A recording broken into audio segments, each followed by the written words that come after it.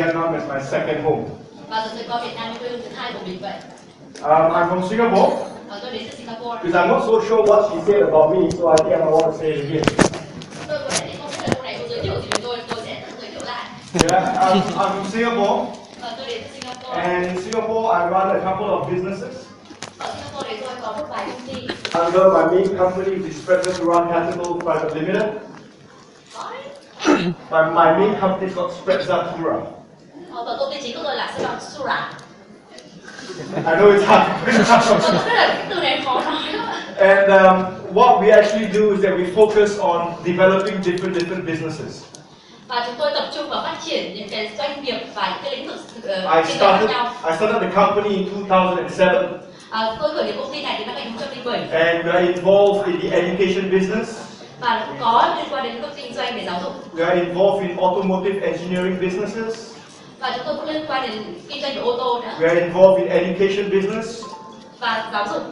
Food and beverage business. Về thức ăn và đồ uống. And property. Và cả bất động sản nữa. But I spent the last 8 years of my life. Nhưng mà trong vòng 8 năm qua.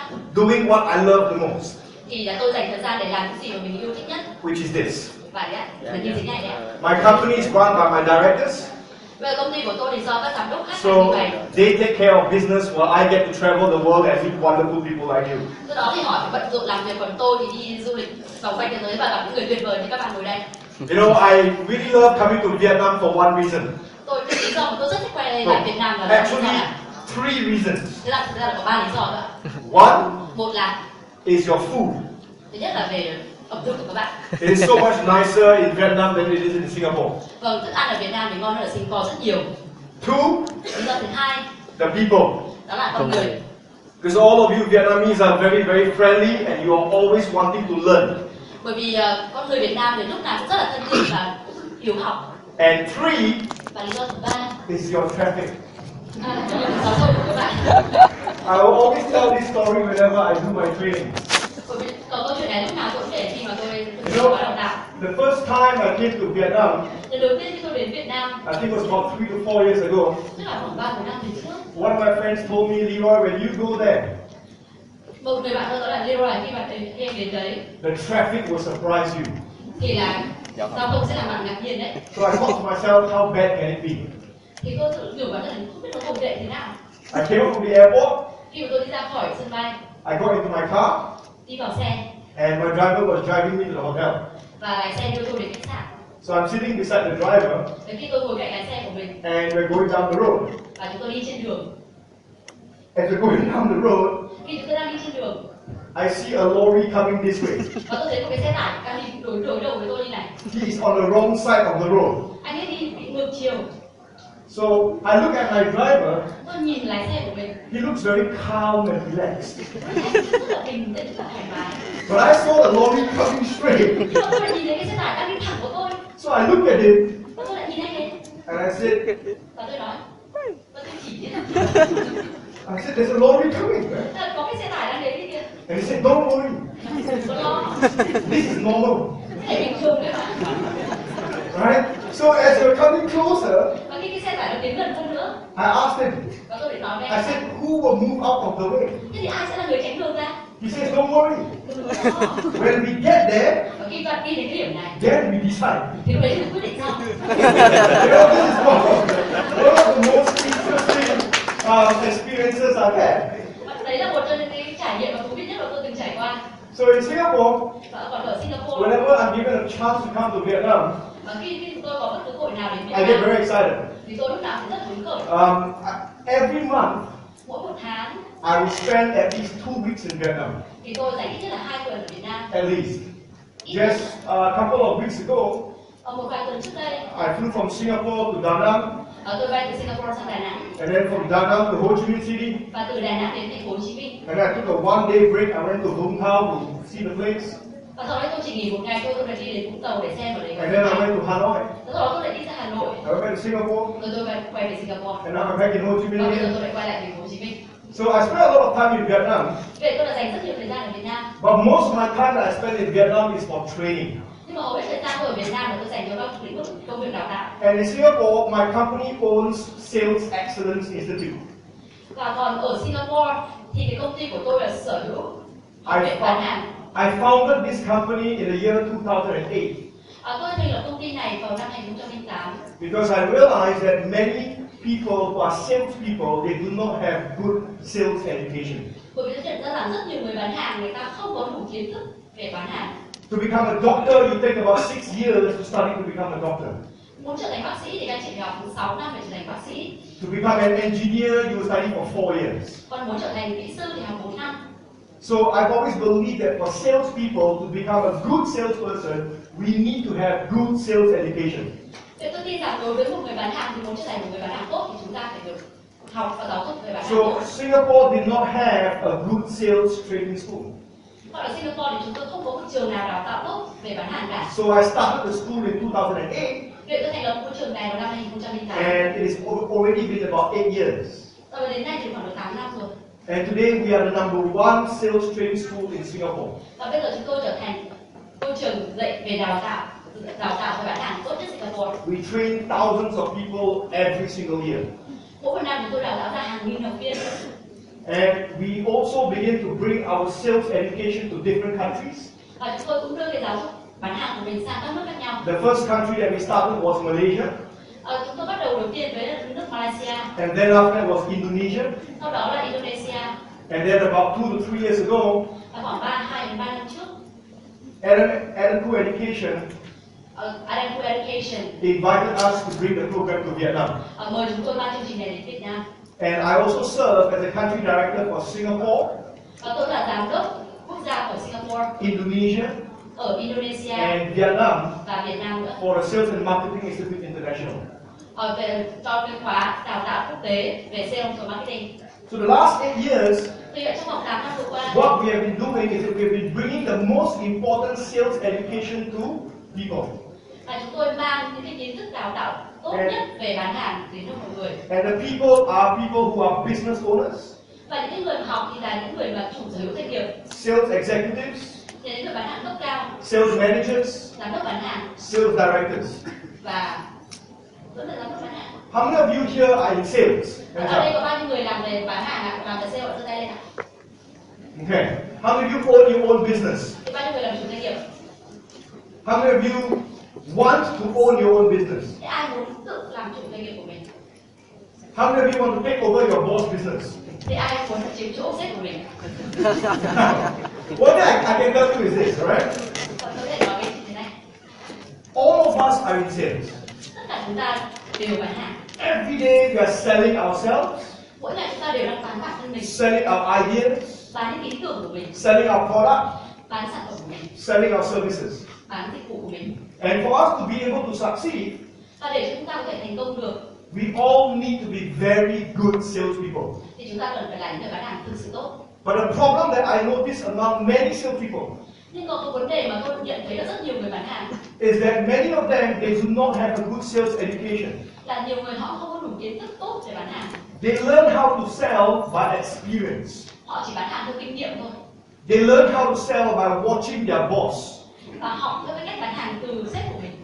And sometimes by learning by experience, it takes too long. Đôi khi thì học từ kinh nghiệm nó tốn quá nhiều thời gian. Or if you learn from somebody else who's your boss, Còn nếu chúng ta học từ người khác, ví dụ như học từ sếp của mình, you are learning his style, thì là học theo cái phong cách của anh ấy luôn. which might not be good for you. Có thể nó sẽ không hợp với bạn. So one thing that we know is that for salespeople to become good at what you do, you need to learn all the best strategies in the world. Vậy để có thể trở thành một người bán hàng tốt thì các anh chị phải học được tất cả các chiến lược bán hàng tốt trên thế giới. Because we know that sales is the place that we can truly control our lives. Vậy chúng ta biết rằng ở trong lĩnh vực bán hàng chúng ta có thể hoàn toàn tự kiểm soát cuộc sống của mình. When you are in sales, you control your income. Khi mà anh chị làm sale là bán hàng thì anh chị có thể là điều khiển, quản kiểm soát. Even if you change company, Thế là khi anh chị đổi công ty you bring your sales skills with you. thì anh chị cũng mang cái kỹ năng bán hàng của mình đi sang công ty mới. No one can take the skill from you. Không ai có thể lấy cái kỹ năng đến khỏi anh chị được. If you set up a business, Nếu anh chị thành lập một doanh nghiệp you have to sell your company's products and services. thì anh chị phải bán những sản phẩm và dịch vụ của doanh nghiệp của mình. You have to sell your vision and your mission to your staff. Thì anh chị phải bán tầm nhìn và chiến lược của mình đối với nhân viên. You have to sell your ideas to your business partners. phải chia sẻ bán những ý tưởng của mình đối với các đối tác kinh doanh. So everything in life is sales. Vậy tất cả mọi thứ trong cuộc sống đều là phải bán hàng. So what I want to do today Vậy cái điều tôi muốn làm ngày hôm nay is I want to share with you là tôi sẽ chia sẻ với các anh chị some of the strategies một vài trong những số chiến lược that will help you to become a more effective salesperson. để khiến các anh chị có thể thành người bán hàng hiệu quả hơn. And these strategies Và những chiến lược này are part of our 2-day Sales Pro Conference. sẽ là một phần để trong cái hội thảo bán hàng 2 ngày. The Sales Pro Conference is a 2-day program Hội thảo bán hàng chuyên nghiệp 2 ngày that I run around the world là cái chương trình mà tôi chạy trên khắp thế giới for sales people to come and learn the most powerful strategies in 2 days. để cho mọi người đến để học tất cả những chiến lược bán hàng hiệu quả nhất trên thế giới trong vòng 2 ngày. And I want to share with you some of the strategies tonight. Và ngày hôm nay tôi muốn chia sẻ với các quý vị ở đây một vài trong số các chiến lược đó. Is that okay? Được không ạ? Yeah. Alright, good. So what's going to happen here is this. Vâng, chúng ta sẽ làm như sau. Let me tell you a bit about my history as a salesperson. Tôi sẽ kể cho chị nghe một chút về cái lịch sử Right. làm nhân viên bán hàng của tôi. I come from a very simple family. Tôi đến từ một gia đình rất là cơ bản. My father was a very small businessman. Cha tôi thì làm có một công việc kinh doanh rất là nhỏ. His business was so small, Cái doanh nghiệp của mình nhỏ đến nỗi mà his office was in his own bedroom. tức là cái văn phòng là trên ngay giường ngủ của mình. That's how small the business Thế was. các anh chị có thể hiểu là nó nhỏ như nào không ạ? My mother was a teacher. Còn mẹ tôi thì là giáo viên. I'm the youngest of 3 children. Và tôi là con út trong 3 người con. Now I'm 35 years old. Bây giờ tôi 35 tuổi. Do I look 35? Tôi giống 35 tuổi mà. Do I look younger or older? Tôi nhìn trẻ ở đây là già hơn ạ. Younger? What? I only hear younger. And when I was growing up, Và khi tôi lớn lên, I grew up in a very different type of an environment. tôi lớn lên ở rất nhiều môi trường khác nhau. My father always believed that business was the best way to make money. Bố tôi thì luôn luôn tin rằng chỉ có làm kinh doanh có thể kiếm And được tiền. he believed that when you are in business or you are in sales, you will be able to control your life. Và ông luôn tin rằng là khi chúng ta bán hàng, chúng ta làm kinh doanh thì chúng ta có thể kiểm soát được cuộc sống của chính mình. But Tuy nhiên, I hated salespeople. tôi rất là ghét những người bán hàng. How many of you hate salespeople? Có ai ghét những người bán hàng không ạ? You do, right? Không có người ghét đúng không ạ? Because everywhere you go, Bởi vì khi chúng ta đi đến đâu cũng thế, they want to sell you something. người ta cứ muốn bán cái gì đó cho When mình. they look at you, Khi chúng ta họ nhìn chúng ta, they don't see a face. họ không nhìn đến khuôn mặt, They only see a dollar sign. True? họ chỉ nhìn đến khoản tiền thôi ạ. So, I never wanted to be a salesperson. I never wanted to be a Tôi salesperson. chưa bao giờ muốn trở thành nhân viên bán hàng cả. So when I went to university, Và khi tôi học đại học, I did not choose a business degree. cho nên tôi không muốn học để lấy bằng kinh doanh. I did not choose a sales or marketing degree. Tôi không chọn lấy bằng về sales hay marketing. I went into behavioral sciences. What? Behavioral sciences. Tôi học về khoa học hành So, vi. so by training, I'm actually a behavioral scientist. Vậy nếu mà tính về mà về giáo dục thì tôi sẽ là một chuyên gia về khoa học hành vi. So when I first graduated from university, Và khi tôi tốt nghiệp khoa đại học my professor offered me a job. thì giáo sư của tôi đưa cho tôi một cơ hội làm And việc. he says, why don't you work in the university? Thì ông hỏi tôi là thế But- em có muốn làm việc ở trường? But I knew that if I work in the university, I have to keep on slowly building my career. Nhưng mà tôi biết rằng nếu mà tôi làm việc ở trường đại học thì tôi sẽ xây dựng sự nghiệp của mình một cách rất là chậm chạp. Until one day someone told me about sales. Và có một ngày có một ai đó nói tôi với tôi về bán hàng. So I submitted my resume to many different places. Và rồi tôi gửi CV đến rất nhiều công ty khác nhau. But none of them gave me an interview. Nhưng mà chẳng ai hỏi với tôi cả. Finally, one company gave me an interview. Và rồi cuối cùng thì có một công ty gọi tôi đi phỏng vấn. The lady boss told me that your basic pay if you start here is $500. Và anh nói là lương bắt đầu của tôi, lương khởi điểm của tôi đây là 500 đô. Now in Singapore, Ở Singapore, $500 500 đô is not enough. thì là không đủ. It will last you maybe about 4 or 5 days. Thì chỉ sống được khoảng 4-5 ngày thôi. Because everything in Singapore is expensive, right? Vậy mọi người biết ở Singapore cái gì đắt đỏ? And she told me if you sell this amount of product, Và bài nói với tôi rằng là nếu bạn có thể bán được bằng này thì this is your commission. thì đây chúng ta sẽ được hoa If hồng you bằng sell này. more, Nếu bán hàng nhiều this is hơn your commission. thì hoa hồng sẽ bằng If you này. sell more, this is your commission. Đấy, càng bán nhiều thì hoa hồng càng nhiều. So she told me Vậy bài nói với tôi that là if I work really hard, nếu tôi làm thực sự chăm chỉ I can make $1 million in 2 years. thì tôi có thể kiếm được hàng triệu đô trong vòng 2 năm. Vậy tôi làm gì? I do you realize something? Whenever people ask you to join a company Vậy nhớ rằng là khi có bất cứ ai mời bạn đến làm ở công ty, in sales, bạn trong sự việc kinh doanh they will always paint you a beautiful picture. lúc nào cũng vẽ ra một bức tranh rất là đẹp. Right? They'll tell you all the wonderful things. Họ sẽ nói cho bạn biết toàn những điều rất là tuyệt vời. They give you the biggest dream. Họ cho chúng ta những ước mơ lớn. But after you join the company, Nhưng khi mà vào công ty đấy rồi, it becomes a nightmare. nó trở thành ác mộng. True? Đúng không ạ? Yes. Yes. Right now, same thing for me. Thì với tôi cũng thế thôi.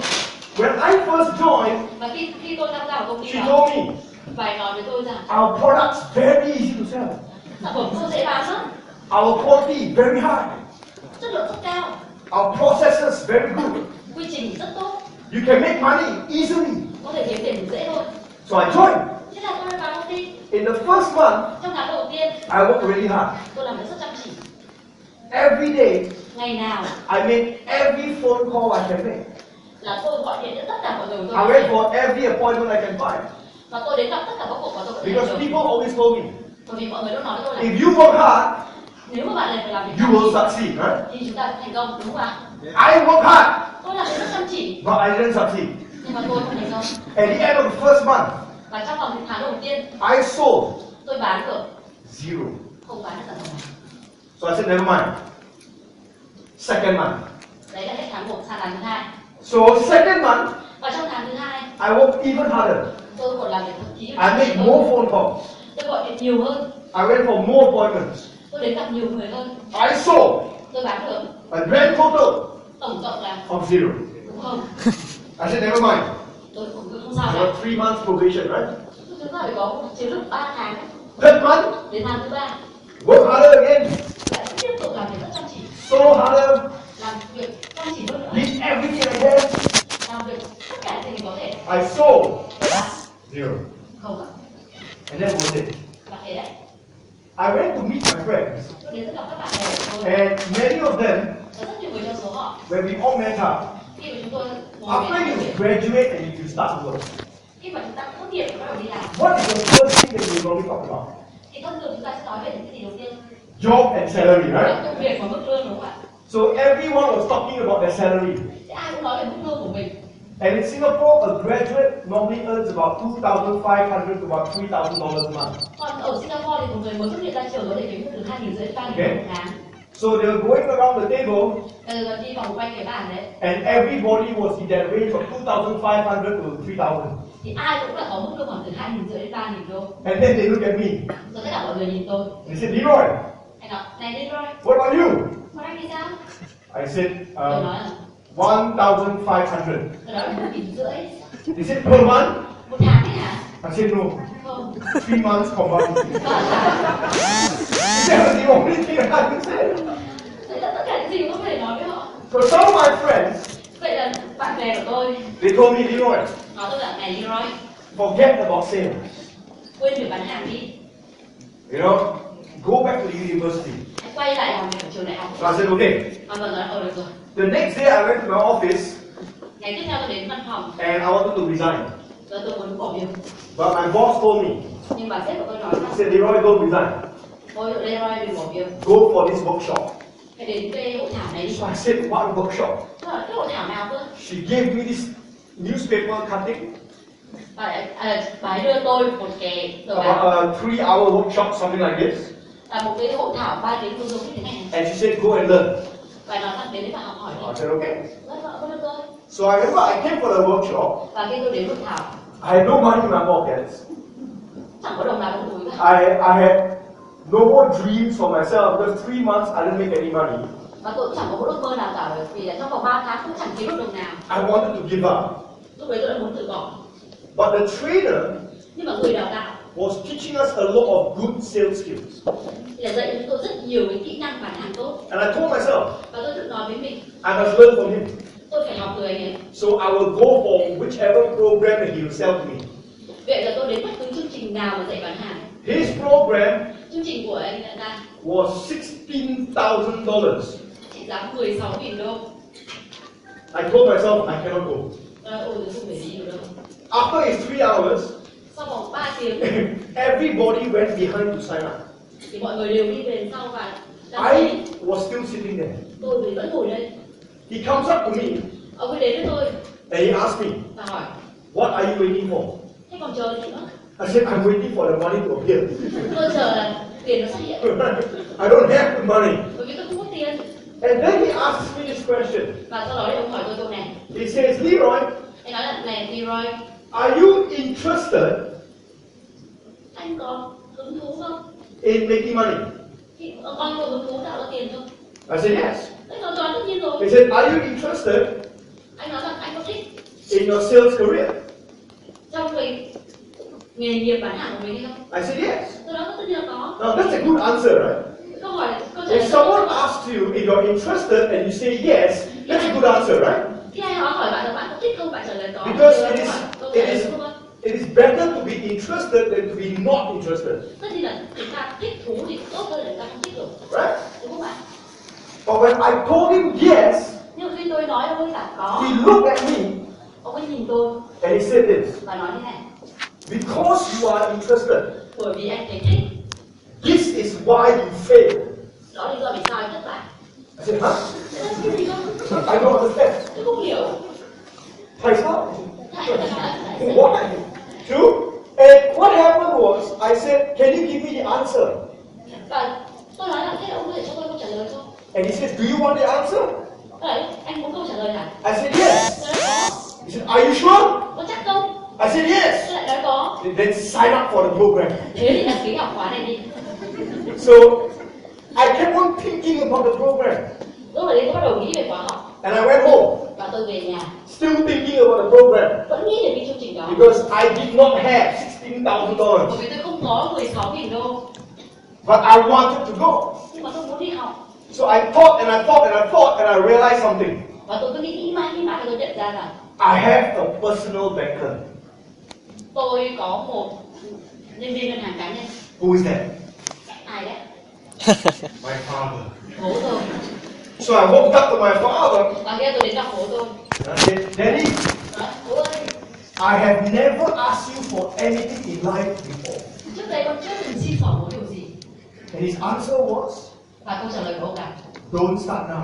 thế bây giờ tôi I said, I will start now. nhưng tôi nói là bây giờ con bắt đầu đấy. Can I borrow $16,000? Bố cho con vay 16.000 đô được không? And he said, for what? Thế để làm gì? I've already put you through university. Tôi đã nuôi anh ăn học rồi còn gì? My job is done. Tôi xong việc rồi. I said, Daddy, university did not teach me how to sell. Tôi nói bố ơi, ở trường đại học người ta không dạy con cách bán hàng. I need to learn how to sell. Con để học cách bán hàng. And after a lot of talking, Và khi sau khi chúng tôi nói chuyện rất nhiều, he gave me the $16,000. thì bố tôi đồng ý cho tôi vay 16.000 đô. And I went for the program. Và tôi đến tham dự khóa học đó. The program was beautiful. Khóa học đó rất hay. It was a great program. Đó là một chương trình rất hay. The trainer was this guy called Brian Tracy. How many of you know who he is? Và cái người đào tạo tên là Brian Tracy, có ai biết anh ấy không ạ? Yeah. So I met Brian Tracy when I was about 23 years old. Tôi gặp anh Brian Tracy khoảng 3 năm trước đây. Today me and him are pretty good friends. We are good friends. Bây giờ chúng tôi vẫn là bạn bè của nhau. And I always tell him that, you know, 13 years ago I met you. Tôi nói là 13 năm trước đây tôi gặp anh. And you changed my entire life.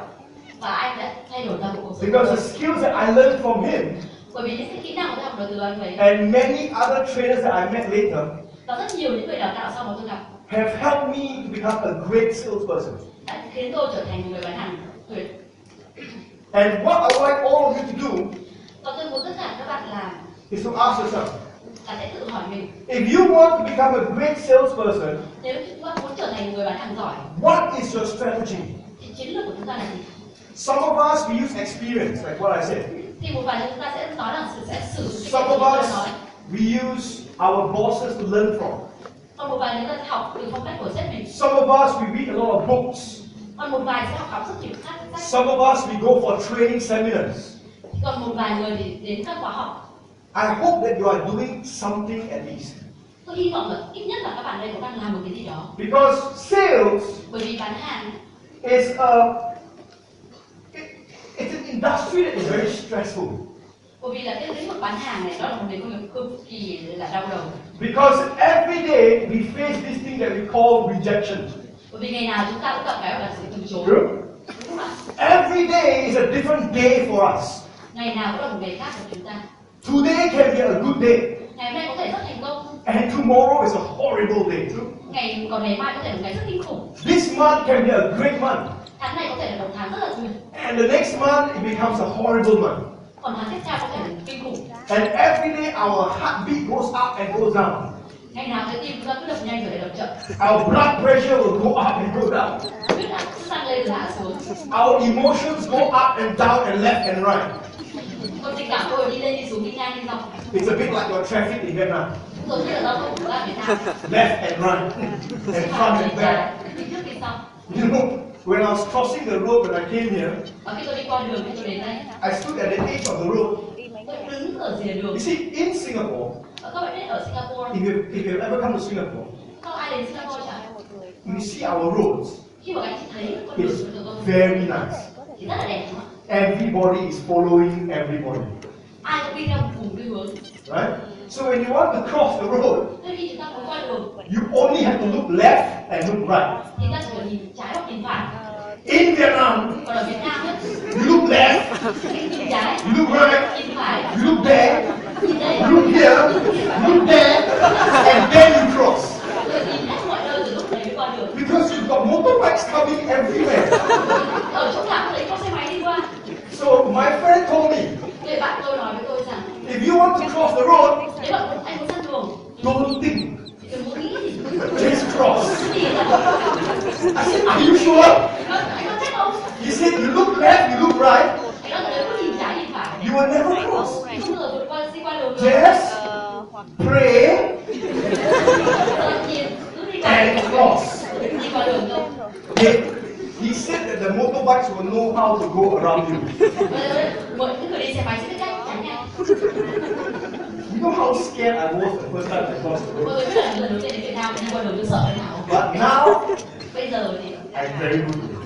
bây giờ tôi quen. I cross all the time, right? Bây giờ nào qua đường tôi qua. Yeah. So, every day, Để mỗi ngày we go through rejection. chúng ta đều bị từ chối. And that is why, Và đó là do vì sao? when it comes to sales, Khi chúng ta bán hàng there are two areas that you must always be very careful with. thì có hai lĩnh vực chúng ta lúc nào cũng phải rất cẩn thận. One is called your attitude. Thứ nhất đó là thái độ. That means your mindset. And secondly is your skills. Thứ hai đó là kỹ năng. I know some people, Tôi biết là một vài they người got very good selling skills. họ có kỹ năng bán hàng rất tốt. They are very good at influencing people.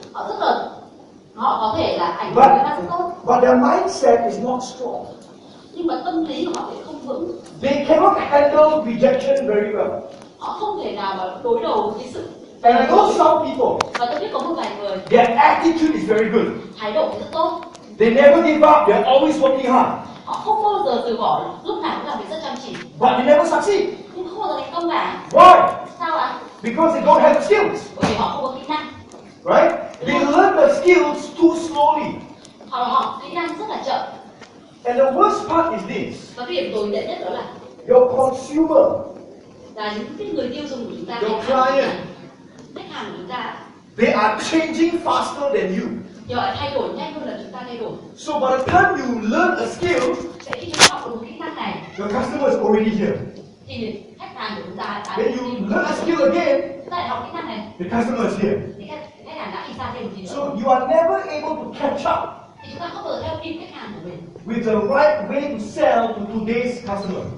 với cái cách không bao giờ theo kịp cách bán hàng đúng với khách If you hàng ngày này. notice Nếu anh để ý how people buy things today khi là con người hiện tại đang mua bán hàng như thế nào and how they buy things 10 years ago is very different. Chúng ta thấy rằng cái cách người ta mua hàng bây giờ với cách người ta mua hàng 10 năm trước rất là khác You see what I'm saying? Mọi người có hiểu Now, even in Vietnam itself, thì cả ở Việt Nam cũng thế. how people in Ho Chi Minh City buy things, Thì mọi người ở thành phố Hồ Chí Minh mua hàng như thế nào? and how people in Hanoi buy things Và những người ở Hà Nội mua hàng như thế nào? is also different. Cũng khác nhau. Because I do training in both cities all the time. Bởi vì tôi đào tạo ở cả hai thành phố rất là nhiều lần rồi. And if you are not sure of how to sell to your market, Vậy nếu như chúng ta không biết cách bán hàng với thị trường của mình, even if you have the best attitude, thì kể cả chúng ta có thái độ tốt nhất, if your skills are not good enough, nhưng mà kỹ năng lại không đủ, you won't succeed. thì chúng ta không thành công được. So tonight, Vậy cái tối ngày hôm nay, I want to spend some time talking about this, tôi sẽ muốn dành một chút thời gian nói về thái độ and then spend some time talking about this, và một chút thời gian nói về các kỹ năng. so that at least when you go home tonight, Vậy ít nhất là khi anh chị về nhà ngày hôm nay, you will look at sales differently, anh chị sẽ xem cái việc bán hàng của mình một cách khác đi. and hopefully you want to learn more. Và hy vọng là các anh chị sẽ muốn học thêm nữa. So the first thing that I want to talk about is your personal sales mastery, Vì vậy cái điều này đầu tiên tôi muốn nói đó là làm chủ nghệ thuật bán hàng, which is about the attitude. tức là nói về thái độ ạ. Now, if I were to ask you Vậy tôi muốn hỏi các anh chị, to be a great salesperson, lại đưa cho một người bán hàng giỏi, what kind of mindset must you have? thì cái thái độ của chúng ta phải như thế nào? Come on, somebody answer me. Có ai trả lời cho tôi? Someone says believe, yes. Ai có nói là phải tin tưởng không? You have to be happy. Chúng Okay? ta phải vui vẻ, anh nói là chúng ta phải vui vẻ.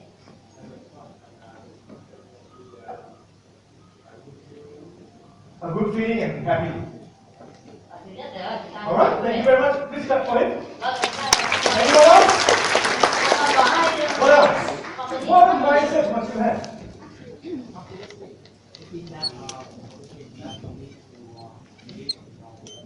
Believe in your product first. Okay?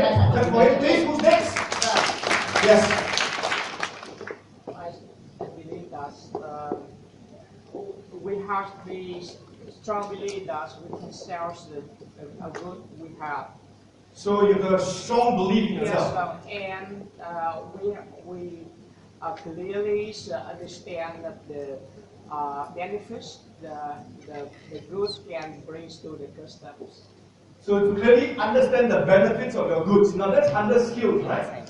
But the first one that he talked about, which is about what? Having a strong belief in yourself, right? Now, Đấy là về kỹ năng đầu tiên chúng ta phải rất là tin tưởng bản thân mình. if I were to go around the room and ask every one of you for your own answer, Thế nếu mà tôi đi quanh phòng này và hỏi từng người câu trả lời của mình, all of you will have a different answer. thì mỗi người sẽ có câu trả lời khác nhau đúng không ạ? Correct?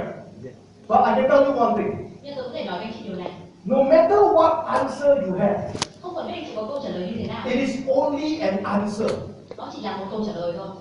It does not make a change in your sales career. Nó sẽ không thể làm thay đổi Because bán hàng của mình. if you were to say be happy, Bây giờ anh nói là chúng ta phải vui vẻ, have confidence in your product, phải tin tưởng vào sản phẩm của mình, have confidence in yourself, phải tin tưởng bản thân mình. my question is this. Thì câu hỏi của tôi đặt ra như How long will it last? thế thì những cái điều đó tồn tại được bao lâu? You will always be happy as long as your product is selling, correct? Chúng ta chỉ có thể vui vẻ khi chúng ta bán được hàng đúng không ạ? But what happens when it's not selling? Thế nếu chúng ta không bán được hàng thì sao? It gets a bit difficult to be happy, true? Thì nó sẽ khiến chúng ta rất là khó khăn để có thể có To have vui vẻ. confidence in your product, Có niềm tin vào sản phẩm của mình. it is always easy to be confident if your product is selling. Nó không thế thôi, chúng ta chỉ có tin tưởng khi mà sản phẩm chúng ta bán được. But what happens when it's not selling? Còn nếu nó không bán được thì sao? You will start to lose confidence, true? Lúc đấy chúng ta sẽ mất niềm tin đúng không ạ? So a lot of times, Bởi vì rất là nhiều lần salespeople, we go through these ups and downs. thì những người bán hàng cứ bị lên đi Okay. xuống trải qua những trải So nghiệm khác nhau. what I want to do Vậy tôi sẽ làm là is that I'm not here to motivate you.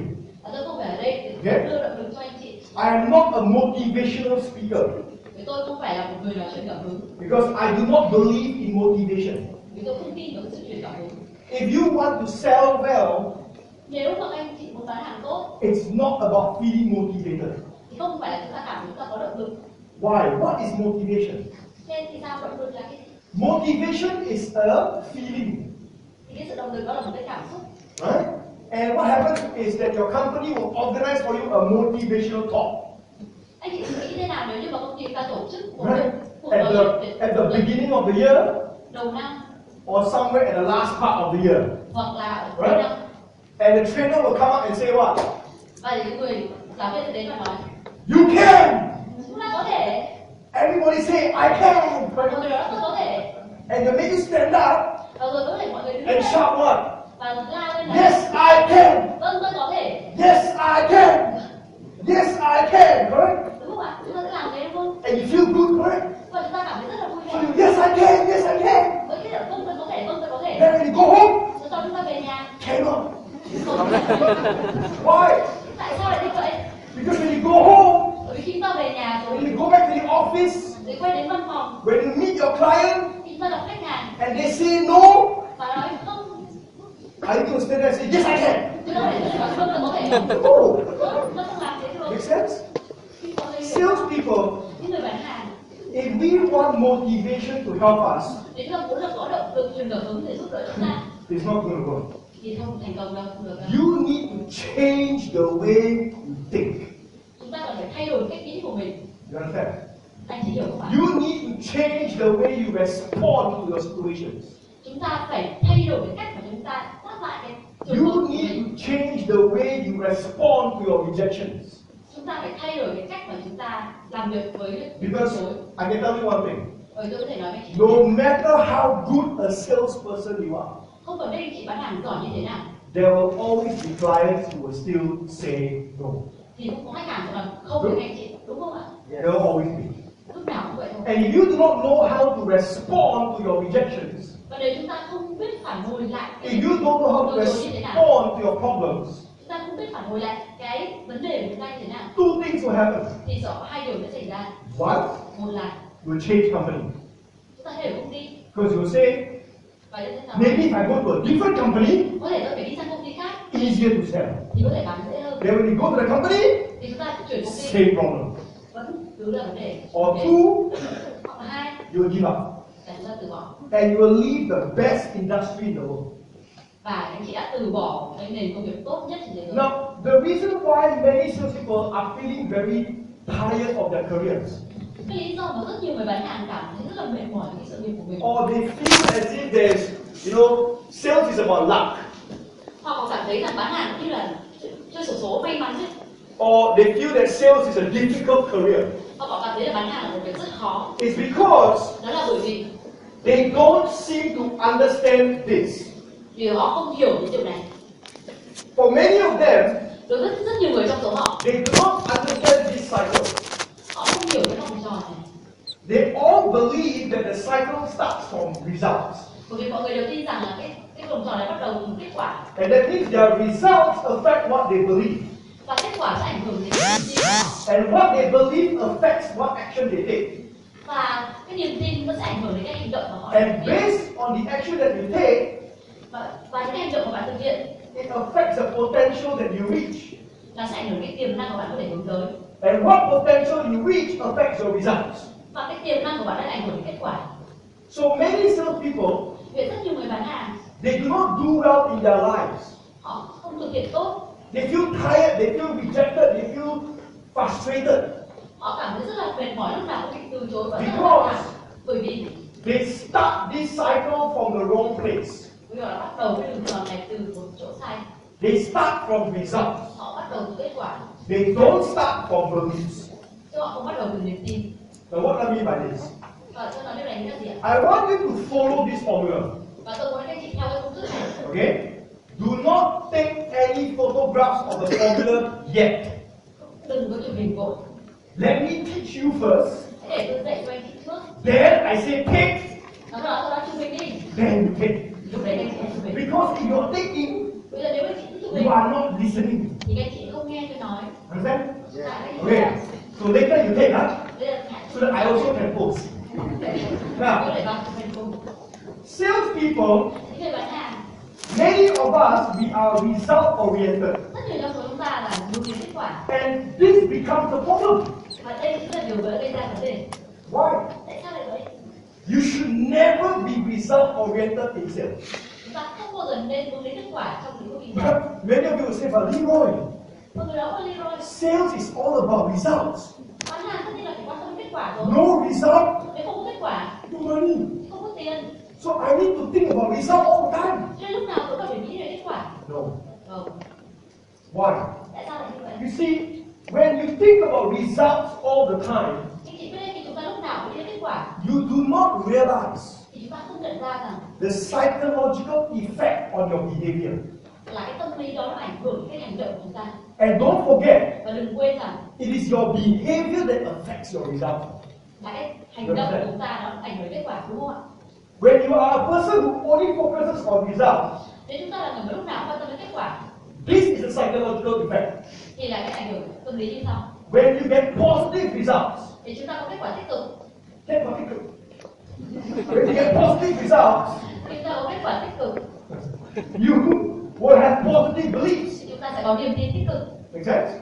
And when you have positive beliefs, Và khi chúng ta có niềm tin tích cực, you have positive beliefs in 3 areas. thì chúng ta sẽ có niềm tin tích cực ở trong 3 lĩnh vực. Okay? One, Một yourself. là bản thân mình. So you will say things like, I can sell. Thì chúng ta sẽ nói là tôi có thể bán I hàng, can do this. tôi có thể làm điều này. Two, Thứ hai you have positive beliefs about your product là chúng ta sẽ có niềm tin tích cực vào sản phẩm của mình or your service. hoặc là dịch vụ của mình. Say, my product is good. Đấy, sản phẩm của tôi rất tốt. Right? Or three, Hoặc 3, you will feel good about the market that you're selling in. chúng ta sẽ cảm thấy rất tốt về cái thị trường của chúng ta đang bán, Right? The industry you sell in. hoặc là cái lĩnh vực của chúng ta bán. Or this industry is good. Make sense? Là cái ngành này, cái So when you get positive results, khi chúng ta có kết quả tích you cực, start to have positive beliefs thì chúng ta sẽ có niềm tin tích cực about these 3 areas. về 3 cái lĩnh vực này, Correct? đúng không ạ? But let me ask you a question. Như thế để tôi hỏi anh một câu. Every day you work, Mỗi ngày chúng ta làm việc the same amount of hours, the same amount of energy, the same amount of focus. cùng một số thời gian như thế, cùng cái sự tập trung như thế và sự làm việc chăm chỉ như vậy, Will you always get positive results? thì lúc nào có phải chúng ta cũng nhận được cái kết quả Yes tích or cực no? hay không? No. Không. There will be days when you don't get what you want. Thì sẽ có những ngày chúng ta không nhận được cái That means you get what we call a negative result. thì điều đó có nghĩa là chúng ta sẽ nhận được kết quả tiêu cực. Kết quả tiêu cực and kết quả tích cực. The difference is just the few and the big. Okay. Alright? So when you get negative results, Và khi chúng ta có kết quả tiêu cực, what do you think starts to happen in your mind psychologically? một cách về tâm lý thì chúng ta sẽ có gì tiếp theo? Yeah, you will start to change your beliefs, yes or no? Thì You chúng will ta sẽ bắt đầu start thay to đổi change niềm your tin không? beliefs. That means you will start to say things like, Cái sẽ nghĩ những điều như là hey, maybe I'm not so good. có thể là mình không đủ tốt, đủ giỏi, Maybe my product quality dropped. thì có thể là chất lượng sản phẩm chúng ta Maybe đang the giảm, market is changing. hoặc là thị trường đang thay đổi. Then you start to feel doubt. Right? And then the next day, Chúng ta thay đổi nó và ngày tiếp theo positive result. thì kết quả tiêu cực, kết quả Then tích you, cực yes, thì chúng ta lại đổi I'm good, và tôi tốt, tôi giỏi, product good, sản phẩm tốt, market good. thị trường tốt. Next day, Ngày tiếp theo positive result again. lại là kết quả tích cực, I'm good, tôi tốt, product good, sản phẩm tốt, market good. thị trường tốt. Next day, Ngày tiếp theo negative result. kết quả tiêu cực. Huh? À, Now I'm not so good, bây giờ tôi không tốt nữa, market not so good. thị trường cũng không tốt nữa. What's going on? Điều gì xảy ra vậy? Many of us, we go through that, right? Nhiều người chúng ta sẽ trải qua cái cảm giác như vậy đúng không ạ? Good, bad, bad, good, good, bad, good, bad, bad, good, good, bad, bad, good, bad, bad, good. Tốt tệ, tốt tệ, tốt tệ. So what happens is, you know, you go good, bad, good, bad. After a while, does it motivate you? Khi chúng ta trải qua quá nhiều cái việc thay đổi từ tốt đến tệ như thế thì liệu đó có làm cho chúng ta có động lực hay không? It doesn't, right? Không đúng không ạ? It frustrates you.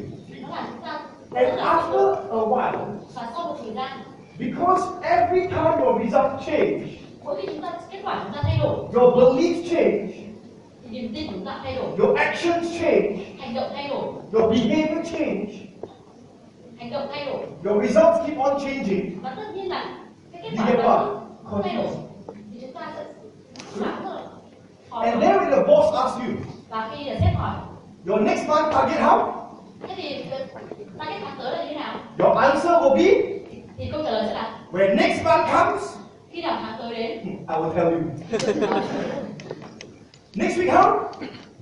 Rồi sao nữa? Don't know. See what happens. Vì là không biết thì chúng ta sẽ được xem những Because gì ra. sales people Bởi vì những người bán hàng whose beliefs keep on changing about themselves, the product, or the market, mà luôn luôn thay đổi về bản thân về sản phẩm và về thị trường, especially about themselves, đặc biệt là khi thay đổi về bản thân, after a while they feel like they've got no more control. thì họ sẽ cảm thấy rằng là một lúc nào đó thấy rằng họ không kiểm soát được mình. So when they go and see a client, Và khi đến gặp một khách hàng, they will say, họ sẽ nói là let's see what happens. cứ thử xem chuyện gì diễn ra. They buy. Nếu họ mua thì họ mua, They don't buy, nếu họ không mua they don't buy. thì họ không mua. They just keep on going Thì cứ thế cứ tiếp and tục hope for the best. và hy vọng điều tốt nhất sẽ xảy ra. You know what I'm saying? Thế thì hiểu không ạ? And when you have this feeling, Và nếu khi chúng ta có cái cảm giác như vậy, when this is who you are every day, nếu chúng ta là những con người như thế, whereby every day you go to work, thì mỗi ngày chúng ta đi làm việc, you don't know what's going to happen, chúng ta lại không biết điều gì sẽ xảy ra, yes or no, có hoặc không. I'm telling you, after a while you give up. Thì tôi nói cho anh chị biết là sau một thời gian thì Because you feel that you have no more future in sales. thì chúng ta sẽ thấy rằng chúng ta không có tương lai gì You trong will bán start hàng. to feel that sales is all about luck. Chúng ta cảm thấy rằng bán hàng thì chỉ qua là do may mắn. Or you will say things like, I can only sell to this market, I cannot sell to this market. Hoặc chúng ta sẽ nghĩ là tôi chỉ có thể bán được hàng ở thị trường này và không bán được hàng ở thị trường khác. Or you will start to believe that Hoặc chúng ta bắt đầu nghĩ rằng to sell, để bán được there must be a good reason. thì phải có một lý do gì đó tốt. You know, you will start to make all kinds of excuses. Thì lúc nào chúng ta cũng tìm ra cái lý do. So I'm saying. And when this happens, Và nếu điều này xảy ra, you get stuck. là khi chúng ta không phải tự And I met thousands of salespeople tôi đã gặp hàng nghìn người bán hàng who are stuck here. đã đang kẹt ở chỗ này. Now, if you want to be a great salesperson, Và nếu chúng ta muốn trở thành một người bán hàng giỏi, I can tell you one thing. thì tôi có thể nói với chị điều này. Your results will keep on changing still. Và kết quả của chị vẫn cứ thay đổi thôi. You will have days of positive results. Thì anh chị sẽ có ngày có kết quả tích cực, You will have days of negative results. anh chị sẽ có ngày có kết quả tiêu cực. But Tuy nhiên, you will feel as if you are in control. nhưng mà chúng ta sẽ cảm thấy rằng chúng ta You will feel as if even though you are getting negative results, you are still growing and still becoming better. chúng ta thấy rằng là dù chúng ta có kết quả tiêu cực, chúng ta vẫn tiếp tục phát triển và hướng tới tương lai. Because the negative results do not affect you. Bởi vì cái kết quả tiêu cực nó không ảnh hưởng đến chị. Okay? I'll share with you the strategy. Và tôi sẽ chia sẻ với chị chiến lược. Now, salespeople who do very well, Những người bán hàng thành công, they understand that results are very important. họ đều hiểu rằng kết quả rất quan trọng. But every day, Nhưng mà mỗi ngày their mind is on this.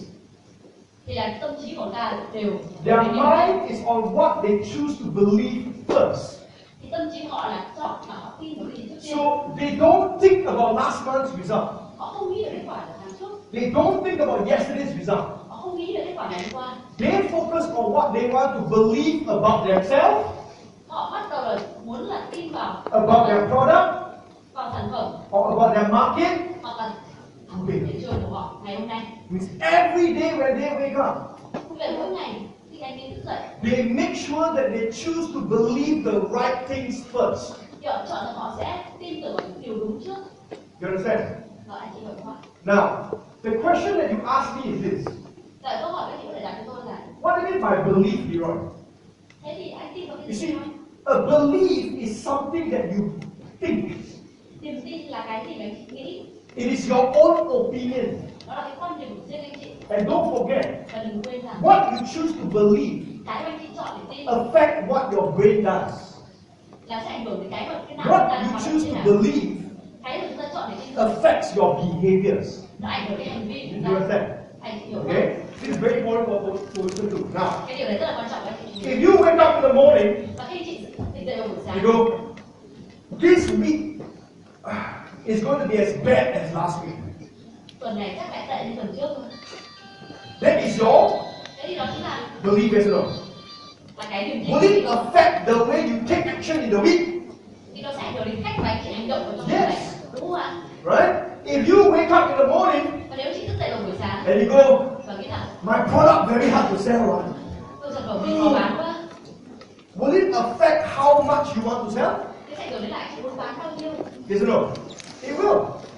If you get in the morning and you say, Mà nếu chị thức dậy buổi sáng và nói rằng meet my client for what? thì khách hàng làm gì không biết nữa.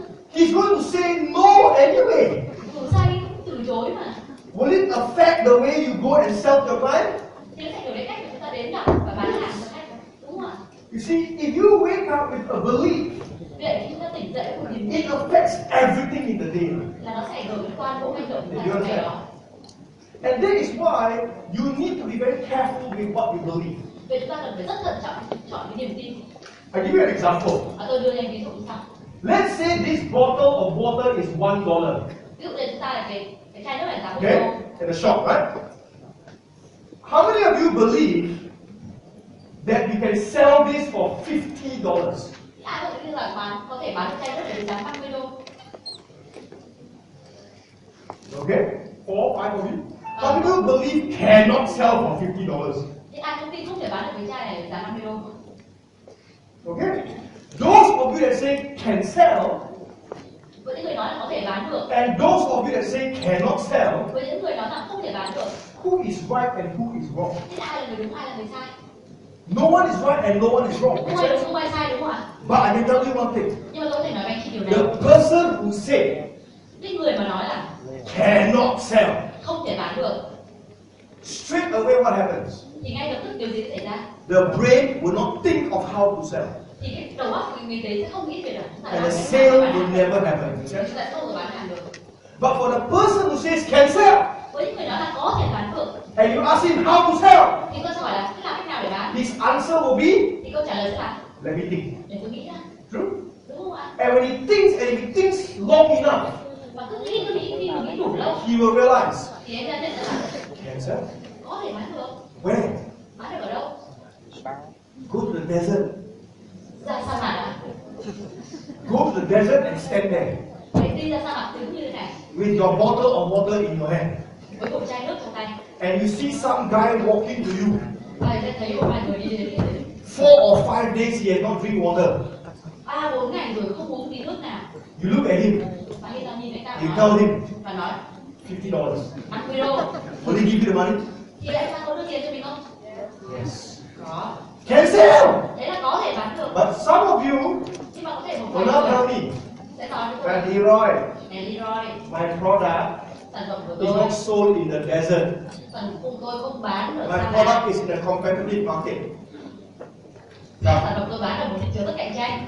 Let me push your beliefs even more. Okay? Hãy để tôi nâng cái niềm tin của chị lên. Supermarket, Siêu thị chẳng hạn, $1. 1 đô. Okay? In the same supermarket, Cũng cùng cái thị trường đó, on another shelf, ở một cái dãy hàng khác, same size, cùng kích cỡ, different brand, nhưng mà thương hiệu khác nhau, $50. 50 đô, Both is water. đều là nước cả. One $1, one $50. Một cái là 1 đô, cái kia là 50 đô. Let me ask you now. Bây giờ tôi sẽ hỏi How many of you believe có bao nhiêu người trong số chị you tin rằng can sell anh chị có thể bán được $50? cái chai 50 đô này? Well, now for both hands. Bây giờ là tí nhiều tay, người đưa tay. How do you say cannot? Ai nói là không thể bán được nào? Some people will still say cannot. Đấy vẫn có người nói không And bán if you được. say cannot, Và nếu anh nói không bán your được brain will just thì đầu óc chúng ta sẽ là close off. lúc đấy đóng luôn. But if you say can, Nếu chúng ta nói là có thể, it does not mean that you know the strategy straight away. điều đó không có nghĩa là chúng ta biết ngay được cái chiến lược But bán hàng. what it means Nhưng điều đó có nghĩa là is that it will make your brain think about it. nó sẽ khiến đầu óc chúng ta nghĩ về cái việc làm sao có thể làm được. And those of you that say can, Và với những người nói có thể bán được, if you had thought of this a few years ago, nếu ta nói về điều này vài năm trước đây, you would be a multi-millionaire today. thì giờ chúng ta có thể là người tỷ phú rồi. In the US, Ở Mỹ there is a bottle of water thì có một chai nước that sells for $50 one bottle bán giá 50 đô một chai, of water là nước rồi đấy, in the shop. trong cửa hàng. And beside it Và bên cạnh nó is $1 bottle. là một chai nước giá 1 đô. I bought both the bottles. Tôi đều mua 2 chai nước đó rồi. I drink both the bottles. Tôi uống cả 2 chai. Both the water tastes the same. Nước chai nào cũng như nhau. It was a very expensive experiment for me. Nó không liên quan đến việc của ta thấy rẻ. Now, but what's the difference? Vậy cái sự khác biệt là gì? $50. Đây cái này 50 đô, $1. cái này 1 đô, Both is water. đều là nước. Why was this able to sell at $50? Vậy thì tại sao cái chai đấy lại bán được giá 50 đô? Because the person Bởi vì cái người knew and understood value, họ hiểu và họ biết được cái giá trị, not function. chứ không phải là cái chức năng. You understand? Hiểu không? You see, how many of you would pay $50 for a bottle of water? Ai trong số chúng ta có thể sẵn sàng trả giá 50 đô một chai nước? Nobody will pay for you pay. Wow. Ôi, không phải có người sẵn sàng. Most of us, we won't pay, right? Hầu hết chúng ta sẽ không trả tiền. Because to us, water is water. Bởi vì chúng ta nghĩ là nước chỉ là nước thôi. When we are thirsty, we drink. Make Chúng sense? ta uống, khát thì uống. You understand? Đúng không ạ? But you see, who pays $50? Vậy ai sẽ trả 50 đô? Celebrities, Là những người nổi tiếng, Hollywood stars. ngôi sao Hollywood. If I was a Hollywood star Nếu tôi là ngôi sao Hollywood and I'm throwing a big party, và tôi tham dự một buổi tiệc lớn, will I serve $1 water or will I serve $50 water? thế tôi sẽ phục vụ chai nước 1 đô hay chai nước 50 đô? $50 water, right? Chai nước 50 đô đúng không? Because I can afford it. Bởi vì tôi có thể trả được. Make sense? So think about it, my friends. Vậy hãy nghĩ về điều này ạ. A lot of you have products and services Rất nhiều người chúng ta có sản phẩm và dịch vụ that can be sold, có thể bán được, that there is a market for, và lúc nào có thị trường cho but nó. you just did not think hard enough. Chúng ta lại không nghĩ đủ, You just did not have the right strategies to hit the market. và chúng ta chưa có đủ chiến lược để có thể tiếp cận thị trường đó. You gave up too easily and said, this market cannot, this product cannot. Và lúc mà ta nghĩ rằng là chúng ta không thể tiếp cận được thị trường này, Because- sẽ không bán được. You tried to sell the market with your limited little bit of skills. Bởi vì chúng ta cố gắng tiếp cận thị trường bán hàng này với cái kỹ năng rất là hạn chế của chúng ta. So what's important is this. Và cái điều quan trọng là Even though you have a product or service that you feel cannot be sold, nếu chúng ta có dịch vụ và sản phẩm bán các chị tin là không thể bán được, never forget this. đừng bao giờ quên điều này. Somebody in your company is still selling it, correct? Và vẫn có người trong công ty anh chị bán được đúng không ạ? Somebody is still doing a good job, right? Một vài người vẫn đang làm được rất tốt. So what is the difference between you and them? Thế thì cái sự khác nhau của chúng ta và họ là gì? The difference is this. Sự khác nhau là đây ạ. You keep on focusing on your results. Là chúng ta chỉ tập trung vào kết quả. So you find every reason to believe you cannot do it. Vậy chúng ta luôn luôn tìm ra, cố gắng tìm ra lý do là chúng ta không thể làm You được. look at your results and you allow your results to affect what you believe. Vậy chúng ta luôn luôn nhìn vào kết quả và cho cái kết quả đấy nó ảnh hưởng đến cái niềm tin của But chúng ta. for great salespeople, Còn đối với những người bán hàng giỏi, they start with the belief. họ bắt đầu với niềm tin trước. That means when they wake up, Đấy thì là ta thức dậy, I can sell. tôi có thể bán hàng, My product can sell. sản phẩm tôi có thể bán được, My market is good. thị trường của tôi tốt. You understand? Hay điều ạ? And even though they do not have the skills and strategies, Vậy nếu họ không có kỹ năng, họ không có chiến lược, when they have that belief và nếu như họ có niềm tin that is positive, và cái niềm tin rất tích cực, they will take action on a positive belief. thì họ sẽ hành động theo cái niềm tin tích cực đó And they will release their potential. và họ sẽ được giải phóng tiềm năng. Make sense? Because the more you believe in yourself, your product, or your market, Bởi vì chúng ta càng tin vào bản thân, sản phẩm, the more action you take, thì chúng ta sẽ hành động nhiều hơn, the more you learn, thì chúng ta sẽ học hỏi được the nhiều hơn, more you think, thì chúng ta sẽ nghĩ nhiều the hơn, more you find the way. Make sense? thì chúng ta sẽ tìm được nhiều cách hơn. And once you do that, Và khi chúng ta làm như vậy, you will tap into your potential, you release a lot more abilities. thì chúng ta sẽ giải phóng cái And tiềm if năng you của get- mình và chúng ta sẽ có rất nhiều khả năng. If you get positive results, Và khi chúng ta có kết quả tích cực, it will reinforce your belief. thì lần nữa nó sẽ củng cố cái niềm tin của mình. But if you get negative results, Còn nếu chúng ta có kết quả tiêu cực, don't forget, thì cũng đừng quên là even though you got positive beliefs, right, thì kể cả chúng ta có cái niềm tin tích cực, you release more potential. chúng ta giải phóng nhiều tiềm năng, It does not mean thì nó không có nghĩa là that straight away you become perfect. thì ngay lập tức chúng ta trở nên hoàn hảo. You will still have times of negative results. Thì cũng sẽ có lúc chúng ta phải đối mặt với But kết quả tiêu cực. Nhưng when you have a negative result, khi chúng ta có kết quả tiêu cực, your belief will remain the same. thì cái niềm tin của chúng ta vẫn như vậy. That means Điều đó có nghĩa là you wake up in the morning, buổi sáng khi chúng ta thức dậy, I can sell. tôi có thể bán hàng, This product can sell to this market. sản phẩm này có thể bán trên thị trường này, You go and sell, right? thì là chúng ta đi bắt đầu bán hàng thôi. The client still says no. Khách hàng nói không, It does not mean điều đó không có nghĩa là that you change any of this. thì chúng ta thay đổi bất cứ cái phần nào trong ba cái này. You walk away Chúng ta đi And you say what? Và chúng ta sẽ lại bán. I still can sell. Tôi vẫn có thể bán được. My product still can sell. Sản phẩm tôi vẫn có thể The bán. market still can sell. Thị trường vẫn có thể bán. I just have to find the right one. Thì tôi chỉ có thể phải tìm ra đúng cái gì ạ? The right strategy. Make Đúng sense? chiến lược thôi. And then you go and find the strategy. Và chúng ta sẽ đi tìm chiến lược.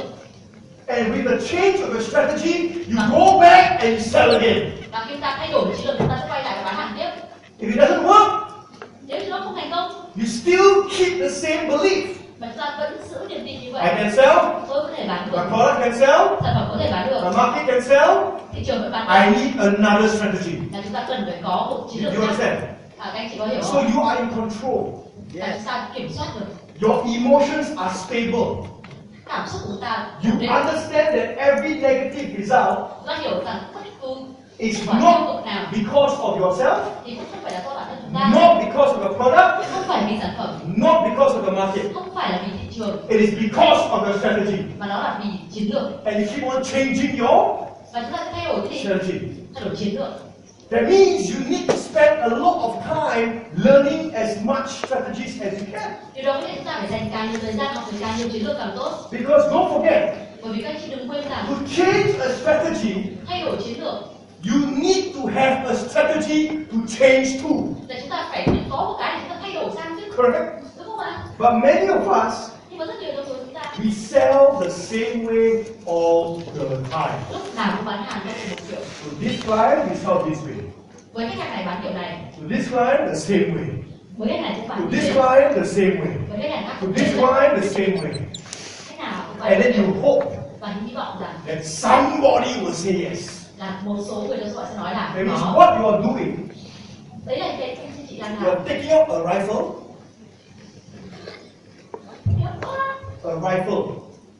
Lấy machine gun. vậy, Right. nâng súng lên You take up a rifle, and you just everywhere. và cứ thế là bắn khắp mọi nơi. And then you check, Và giờ kiểm tra xem did I hit anything? nó có bắn trúng cái gì không, Make sense? đúng không ạ? A great salesperson is different. Một người bán hàng giỏi người ta làm A great salesperson takes out a pistol, một người bán hàng nâng lên súng lên pa! nhắm vào và bắn khoảng One shot, một phát one kill. trúng luôn. Make sense? Hiểu không? Pa! Thank you. Pa! Thank you. Pa! Make sense? That means you need to go to every client with a different one. Như vậy chúng ta đến mỗi khách hàng chúng ta phải có một cái gì khác ạ? Strategy makes sense? Một chiến lược So khác. my question here is this. Vậy câu hỏi của tôi là Oh, sorry, take photo. bây giờ mọi người bình diện. You can take, I can take over. Cho khi mọi người chụp hình cái dùng nước. This is good for those who are managers, can go and teach this to your people. Thế những người là chủ doanh nghiệp thì cũng rất là tốt, có thể dạy lại nhân viên của mình dựa vào cái bức hình này. Okay? Now, so for you Còn đối với những người to be able to why on camera take so long to take photo? Không hiểu. sao mọi người camera chụp lâu đấy, giơ lên vẫn nét được. Wow, the flash. Hey, the screen is there, you're taking me. Now, so what happens here is this, okay? Vâng, điều diễn ra là To change your strategy, để thay đổi chiến lược it's really quite simple. You need to spend a lot of time learning strategies, make sense? thì chúng ta phải dành rất nhiều thời gian để học về các chiến lược, Correct? đúng không ạ? But my question to you here is this. Nhưng câu hỏi của tôi đặt ra cho anh chị là How many of you have many strategies to use to sell? thì bao nhiêu chị có nhiều chiến lược để thể thay đổi và có thể bán hàng được? That's the problem, right? Vấn đề là như thế đúng không ạ? How many of you read books? Bao nhiêu người đọc sách ạ? Facebook is not a book. Facebook không phải là sách đâu nhá. You know, if you read books, Nếu anh chị đọc sách what books are you reading? thì anh chị đọc sách gì? Sales books, Sách bán hàng đúng không? comic books. Hay là trang? What books are you reading? Hay chị đọc sách gì? If you go for training, Hay nếu là chị tham gia đào what tạo training are you going for? thì chúng ta tham gia đào tạo. If you watch YouTube videos, Nếu chúng ta xem các video trên what YouTube videos are you watching? thì các chị xem những video như thế nào? I read 4 books a week. Tôi đọc 4 cuốn sách mỗi tuần. Okay? Ever since I was 23 years old, Và cái từ lúc tôi 23 Brian tuổi, Tracy gave me a challenge. là giáo sư tôi đưa cho tôi một cái thách He thức. said, Anh nói là 10% of your income every month 10% trong số thu nhập chúng ta mỗi tháng buy books. thì dùng đó để Okay. mua sách. And for me, it has become a habit. Và đối với tôi nó trở thành một thói quen. Every week I read 4 books. Và mỗi tuần tôi đều đọc 4 cuốn sách. You say, huh? Anh chị nói How do you have so much time? làm sao để có thời gian như thế được? I don't have a lot of time, Tôi cũng không có nhiều thời gian. but I make use of my time. Nhưng mà tôi tận dụng thời gian của mình. I'm always on the aeroplane. Tôi lúc nào đi ra sân bay. Right? I live in Singapore maybe 1/3 of a year. Tôi chỉ sống ở Singapore khoảng 1/3 of my year is in Vietnam. Còn 1/3 một năm thì tôi Another sống ở 1/3 Việt of my Nam. year is let's say in Indonesia and Malaysia, right? Còn 1/3 này thì có thể là ở Indonesia So hoặc I'm always Malaysia. on the aeroplane. Cho nên lúc nào tôi đi trên máy bay. So while I'm waiting for the aeroplane, I read. Khi tôi chờ máy bay tôi đọc sách. When I'm on the plane, I read. Khi tôi đang ở trên máy bay tôi đọc sách. Make sense? In a hotel before I sleep, I read. Khi ở trong khách sạn trước khi tôi ngủ tôi When I đọc wake sách. up, I read 2 or 3 pages. Khi tôi ngủ dậy tôi đọc 2-3 trang. 4 books a week. Mỗi tuần 4 cuốn. So that I can keep on learning whatever strategies that I need to learn. Vậy là tôi lúc nào cũng học You see, những thứ mà tôi cần phải học. To be able to learn Để có thể học được, means to use your brain, nghĩa là phải sử dụng correct? trí não của mình. So before I teach you the skills, Vậy trước khi tôi dạy các anh chị Okay. về kỹ năng, I need to prepare your brain to learn the skills. thì tôi cần phải chuẩn bị trí não của chị để học Why? kỹ năng đó. Tại sao lại như vậy? How many of you here you feel that you are very intelligent? Ở đây ai nghĩ rằng mình rất thông minh? How do you feel you are okay? Ai cảm thấy là mình cũng được được? How many feel that you're stupid? Ai nghĩ là mình không thông minh nhỉ? Rest of you, not sure. Now, Có một số you người see, là không hiểu đấy. how much you are willing to learn a lot of times is because of how smart you think you are, correct? Thế thật ra chúng ta nghĩ là chúng ta có thể học được, phụ thuộc vào việc chúng ta nghĩ chúng ta thông minh như thế nào đó. Make sense? And a lot of you, I'm sure you have somebody in your mind right now. Tôi biết là ở trong đó thì Yeah. có một người ở trong đó. I want you to think of someone in your mind right now Bây giờ tôi muốn là các chị nghĩ về một ai đó trong đầu mình đi. that you wish you can be like. Là anh chị ước mà mình có thể trở thành người như thế. The way the person talks, Cái cách mà người trong the, đó phải nói, the way the person sells, cái cách mà anh ấy bán, the results the person gets. kết quả người ta nhận được. It can be inside your own company, your own department, Có thể là trong cùng công ty, trong in your family or your friends. hoặc là bạn bè của trong gia đình. You have someone in your mind you wish that you can be like? Bây giờ ta hãy nghĩ về cái người chúng ta muốn trở thành. You have, right? Bây giờ đã nghĩ về đâu? Okay, now, if you have somebody in your mind that you want to be like, my question to you is this. Nếu chúng ta có một người trong đầu muốn là chúng ta muốn trở thành thì câu hỏi là Why are you not like that person? thì tại sao chúng ta không được như họ? And some people will say, because that person is smart. Chúng ta nói bởi vì anh ấy thông minh, That person can talk. đấy có thể nói, That person got education I don't have. họ ấy được đào tạo giáo dục của tôi thì không được. What you are doing is you're finding excuses. Cái chúng ta làm là chúng ta tìm những lý do, You have excuses. chúng ta cố gắng tìm lý do. Let me tell you something. Hãy để tôi nói thế này. You and the person that you want to be like, Cái anh chị và những người chị muốn both of you have something that is the same. thì cũng phải có một cái điểm gì đó giống nhau. And this thing is the most important thing in success. Và cái điều này chính là cái điều quan trọng nhất để thành công. And that is your brain. Đó chính là não. Science has already proven that every human being has the same brain.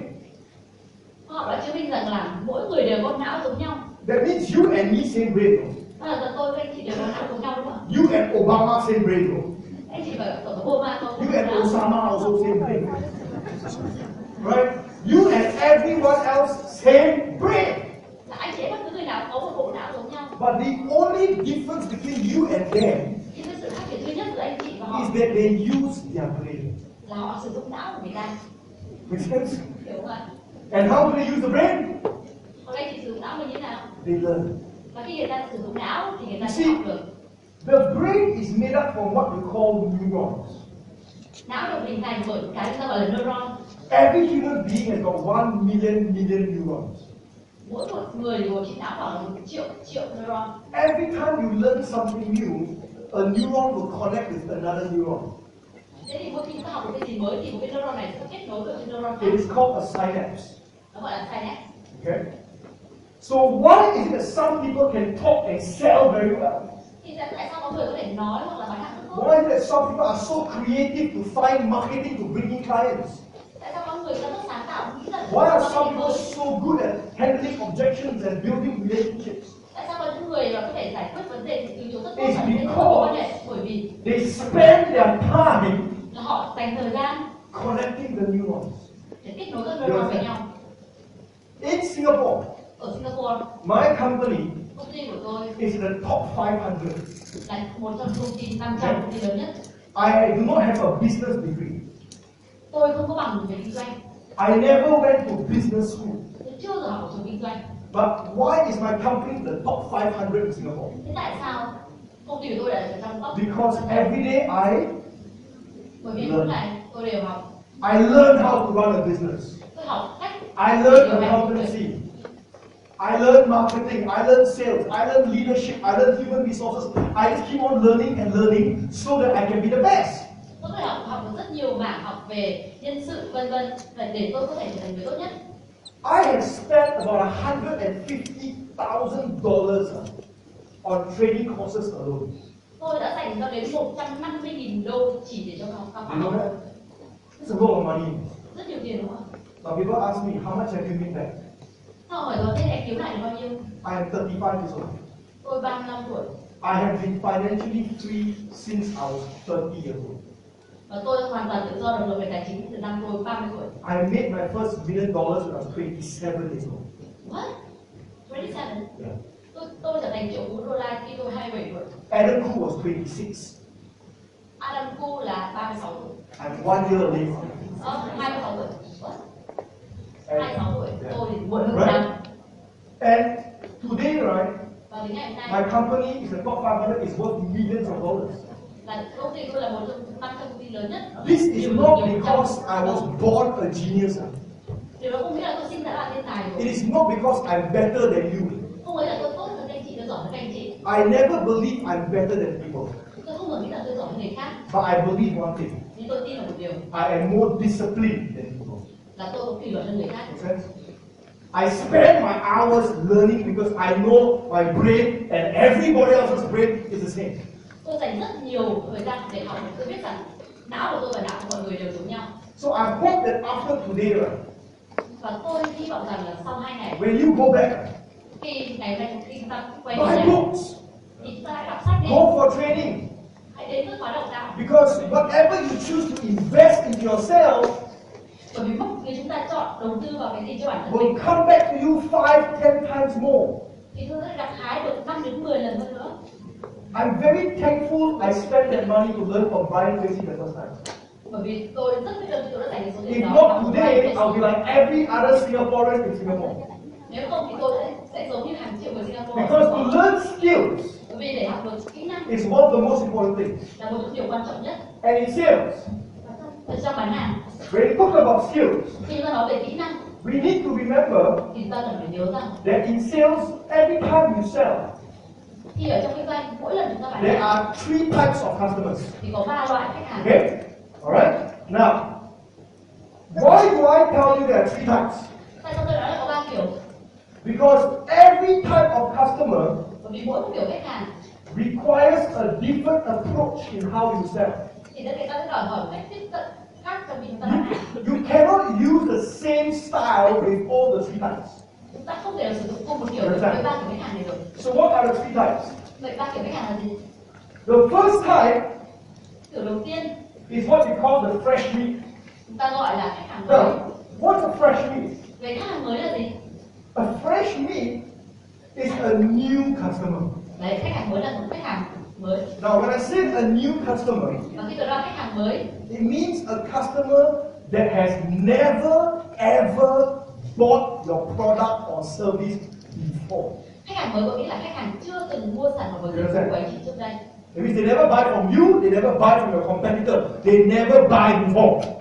Tức là không phải là mua của hàng của anh chị, không mua hàng của các đối Okay. thủ người ta chưa từng mua cái loại This is fresh meat. là khách That hàng mới. means they do not come with experience. Là khi mà mới thì người ta không có kinh nghiệm, They do not come with a lot of knowledge. họ không có nhiều kiến thức. Right? Okay? Now, the second group of customers Và nhóm khách hàng thứ hai is your in the market. là khách hàng trên thị trường. Now, what's in the market? Vậy trên thị trường là gì? In the market customers are customers who have experience. Khách hàng trên thị trường mới là khách hàng đã có They kinh nghiệm have rồi. they have bought before. either from you or your competitor. Từ công ty của bạn hoặc là từ đối thủ. That means Điều đó có nghĩa là they have the experiences. họ đã có trải nghiệm rồi. Their knowledge Kiến thức của họ is not what they read. không phải là họ những cái gì họ Their làm, knowledge is what they experience. Make sense? mà kiến thức của họ là những cái gì người ta đã trải nghiệm Okay. qua. Thirdly, Kiểu thứ ba, experts. đó là chuyên gia. These are the customers that you have, Đây là những khách hàng ở đây which có sometimes we feel are the most difficult mà chúng ta thấy rằng là khó khăn nhất, because they know everything. bởi vì họ cái gì cũng biết, Correct? đúng không ạ? And they always only got one question for you. Họ lúc nào chỉ hỏi anh chị một câu hỏi thôi, What's your best price? giá tốt nhất là gì, True? đúng không ạ? Now, all of us Tất cả chúng ta have these three types of customers, correct? đều có ba kiểu khách hàng như thế này, And all of them và tất cả số họ have different knowledge, đều có kiến thức khác nhau, different expectations, kỳ vọng khác nhau, different objections, mục tiêu khác nhau, different reasons why they buy. và có những lý do khác nhau để Make phải sense? mua, đúng không ạ? And when you approach your customer Và khi chúng ta tiếp cận khách hàng and you use the wrong approach on the wrong customer, và nếu chúng ta áp dụng phương pháp tiếp cận sai với they are listening, họ đã nghe but they are not agreeing. nhưng họ lại không đồng ý với anh chị, You understand? hiểu không ạ? So it is very important for you to know Vậy chúng ta rất là quan trọng chúng ta phải biết rằng how to handle each of these types. thì là giải quyết từng kiểu khách hàng này như thế nào. Like for some of you inside here, Bởi vì có thể một trong anh chị ở you have never been to a training program before. chưa bao giờ đến dự một khóa đào tạo nào, So you are fresh here. đó chính là anh chị là khách hàng mới ấy. Some of you here, Một vài anh chị ở you đây have been to one or two training programs before. thì đã tham dự một hoặc hai khóa học rồi, You are in the market.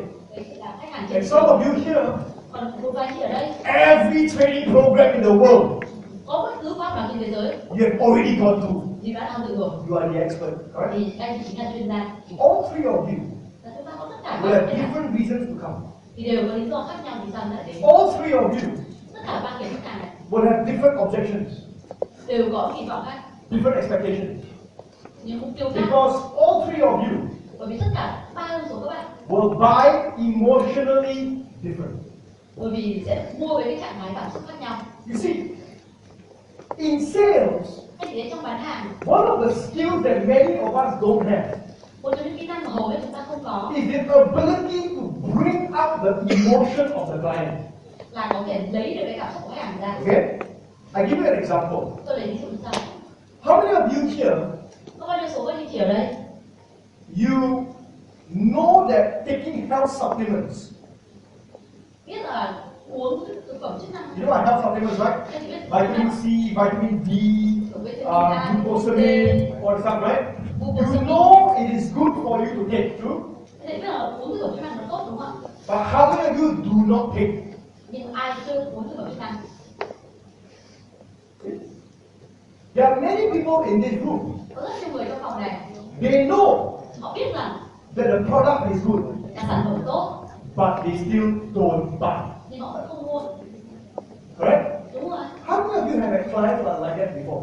Thế ai đã từng có gặp khách hàng như vậy rồi? They will tell you Họ sẽ nói với bạn the product is good, sản phẩm ấy tốt đấy, your service is good, dịch vụ tốt đấy, but nhưng not for me, không hợp với tôi, not right now, nhưng không phải bây giờ, or maybe later, hoặc có thể tôi sẽ mua sau, or this is not the right time, hoặc không bây giờ không phải là lúc, or your price is too expensive. giá nhất quá. How many of you have faced that before? Vậy bao nhiêu chúng ta phải đối mặt với tình trạng này rồi? Yes, all of us. Đúng rồi, đấy, hầu hết They will tell you họ sẽ nói với anh chị, your product is good, vâng sản phẩm ấy thì tốt, but nhưng when the but come out, vì có những cái nhưng thì chúng ta sẽ đau khổ rồi. why? Tại sao lại như thế? Tại sao lại không mua? The reason for this Lý do về việc này là is because bởi vì you have not been able to balance chúng ta chưa thể cân bằng được these two things, hai cái điều này, logic and emotion. lý trí và cảm xúc, You did not balance. và chưa cân bằng. Now, what is logic? Vậy lý trí logic là gì?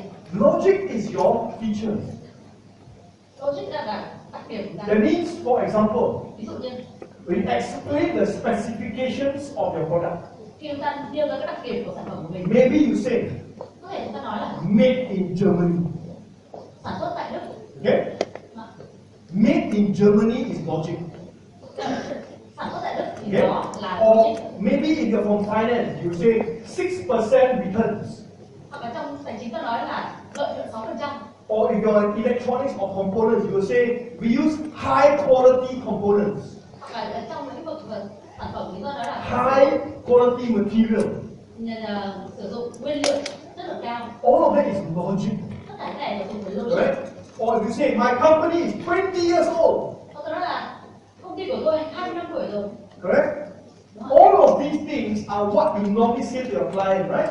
Đây là cái điều chúng ta hay nói với khách hàng, đúng không ạ? Then this is what you say. Đây là cái anh em nói. When you're explaining about your product or service, you say all the logical things. Còn khi chúng ta nói về sản phẩm của mình, lúc nào nó phải những điều logic. Right? Hiểu. That's when your client says, good!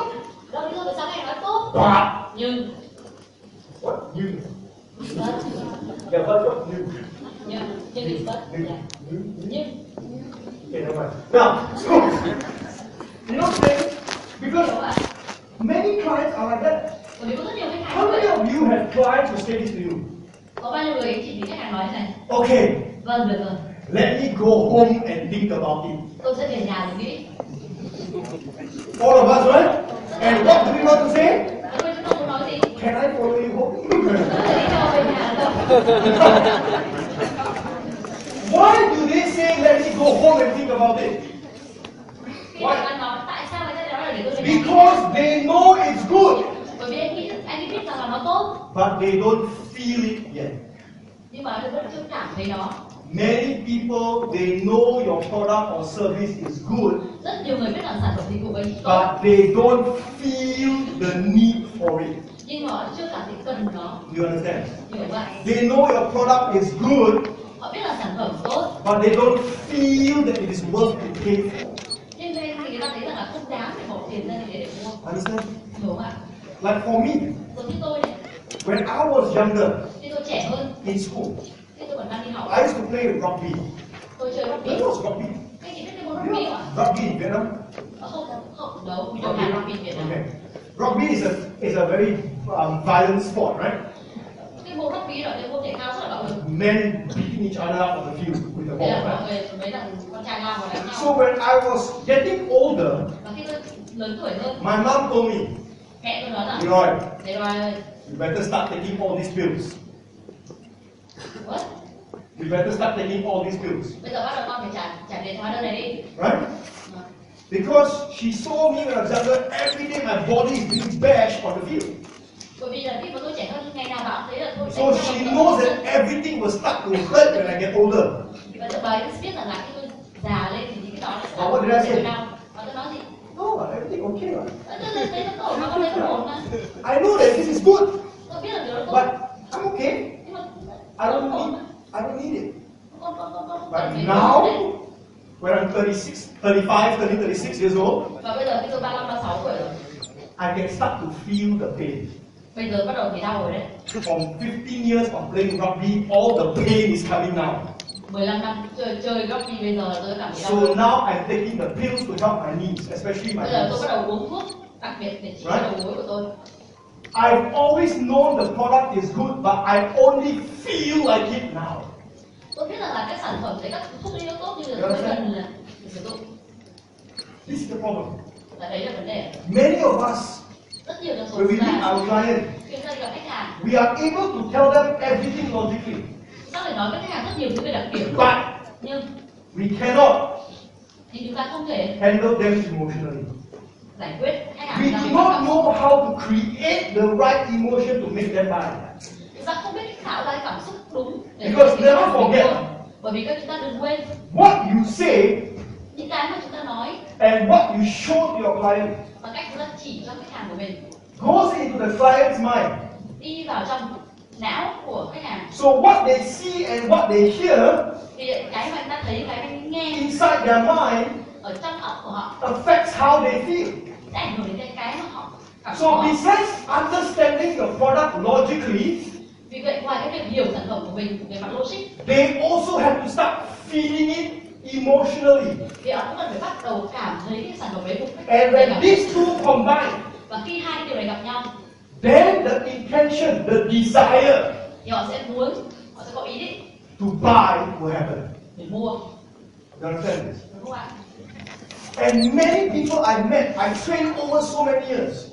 Rất nhiều người tôi gặp rồi, tôi đào tạo nhiều năm rồi. They don't know how to do this. Họ không biết làm cách nào để làm điều They này. just say, sir, Họ chỉ nói là vâng thưa ngài. my product is made in Germany. Sản phẩm của tôi We provide 24 hours technical service. chúng tôi cung cấp 70%, 3 years warranty. 3 năm bảo hành. High quality components. Các thành phần đều là chất lượng cao. And our company has got 15 years of experience. Và công ty tôi có 15 năm kinh nghiệm. This is what they say. Và đây họ sẽ nói như này. And they want the client to buy. Và chúng tôi muốn khách The hàng mua. client won't buy. Khách hàng sẽ không mua. Why? Tại sao lại vậy? It's all logic. Bởi vì nó đều là logic, There's no feeling. không có cảm xúc. Because when you say Và khi chúng ta nói made in Germany, làm the client will say what? biết là được, thì khách hàng ta nói 24 hours technical service. hỗ trợ kỹ thuật 24 giờ trên 7, 3 years warranty.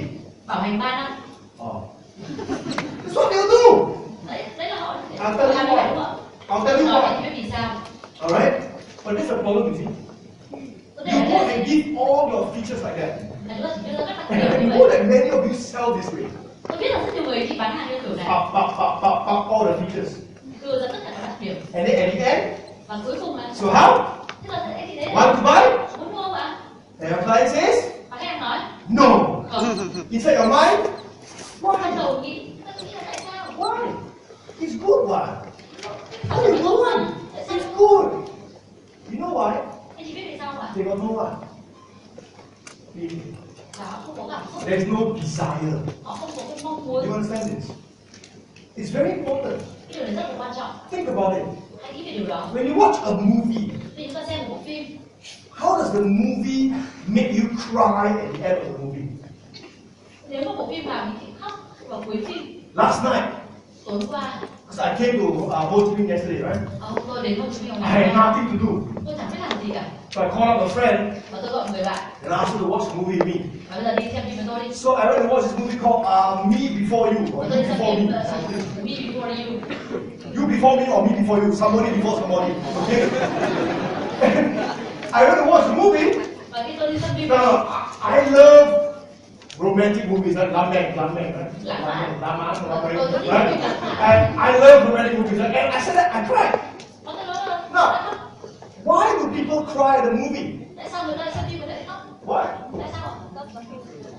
Because not only the emotion, but listen carefully. Không phải chỉ để cảm xúc ạ? Why do you cry at the end? Tại sao cuối phimเราmới khóc? Because your emotion started from the Bởi vì là cái cảm xúc nó bắt đầu from the beginning, từ đầu rồi, and it builds up.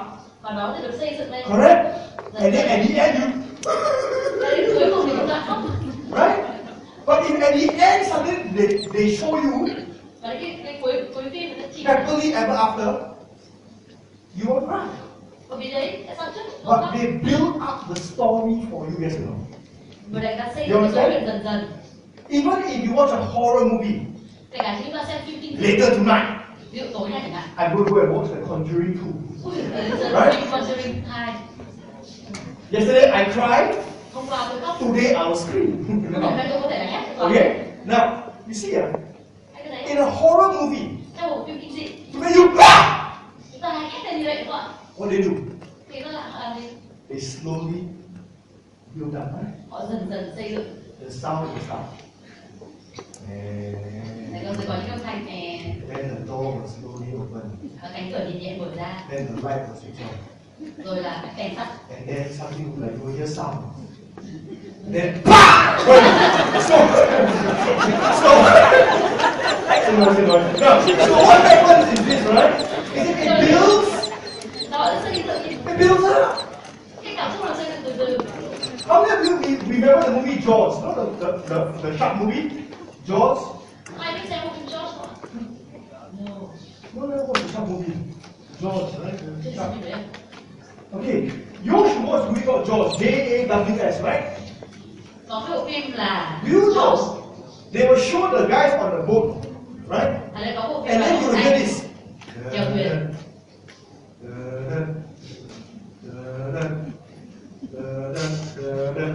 And people in the movie do. That's why you know that once you hear that sound, right, then slowly we'll start to see the sharp, the fin coming out. Để khi ta nghe cái tiếng động đấy dần dần chúng ta You understand? sẽ lý tổ theo cái âm thanh đó. Sales is the same. Bán hàng cũng như vậy. The moment you talk your client, Cái giai đoạn cái khoảnh khắc you giờ với khách need hàng, to build the chúng ta cần phải xây dựng emotion. cái cảm xúc. So at the end, when you say, do you want to buy? Cho nên cuối cùng chúng ta hỏi là anh có muốn mua Your không? client will say, yes. Khách hàng sẽ nói có. Why? Tại sao? Because you build the emotion. Bởi chúng ta xây dựng cảm xúc In the whole time, trong toàn bộ thời gian vậy. you don't build the emotion. Chúng ta không xây dựng cảm xúc. At the end, Ở lúc cuối cùng, you say, want to buy? lúc đấy mới hỏi có muốn mua không? He cannot say yes. Anh ấy không thể nói có. Because he's got no feeling. Bởi vì họ anh ấy không It's the có same cảm xúc. thing, guys. When you want to romance a girl, Tương tự thế thôi, bây giờ các anh chị muốn thực hiện gì lãng mạn với các anh chị you will slowly build up the emotion, correct? thì chúng ta sẽ dần dần xây dựng tình cảm. Until finally you will ask her to, Giờ cuối cùng ta nói whether you ask her to marry you, yes or no? thì là hỏi là em có muốn lấy You don't walk to the girl, hey you, chứ đừng có tự tin là let's get married. đừng muốn lấy em đâu. You don't do that, right? Chúng ta không làm như vậy đúng không ạ? Everything for people to buy an idea, to buy a product, to buy an emotion is a build up. Cái lý do để cho một người mua cái gì đó thì phải là chúng ta phải xây dựng cảm You xúc ban đầu. understand? So that means Và điều đầu nghĩa là when you, let's say for example, ví dụ như là you have got 4 features, chúng ta có 4 đặc điểm. okay? 4. Let's say you give the feature. Cho nên là chúng ta đưa ra những các đặc điểm như này. Remember this. Hãy nhớ được điều này. Every feature Mỗi một đặc điểm must have the emotional layer. thì đều có một cái đường cảm xúc. You understand? So that means as you add feature to feature, Và khi chúng ta cộng tất cả các đặc điểm với nhau the person understands logically, thì cái người sẽ hiểu một cách logic, the person feels a certain way.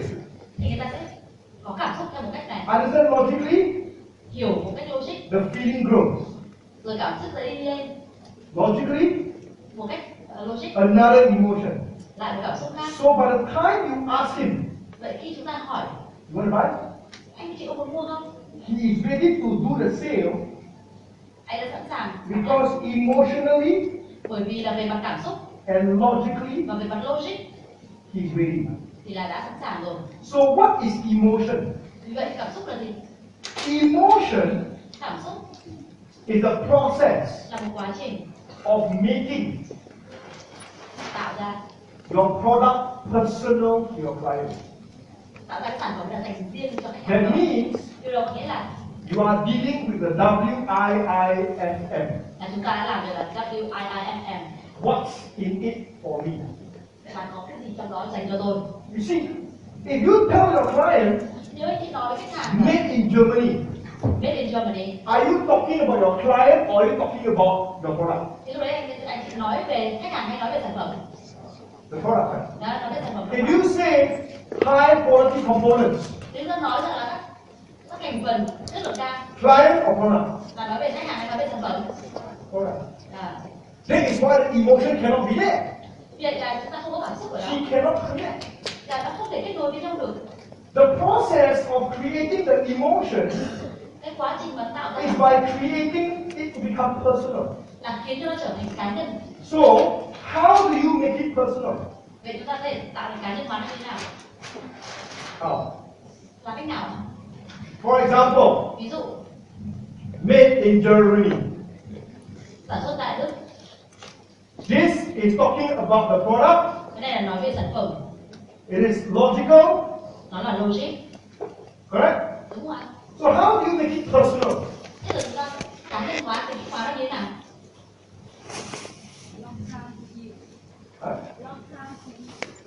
Long time for you.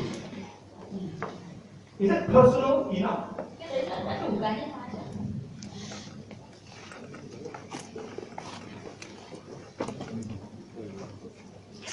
There are 5 things that make something personal for someone.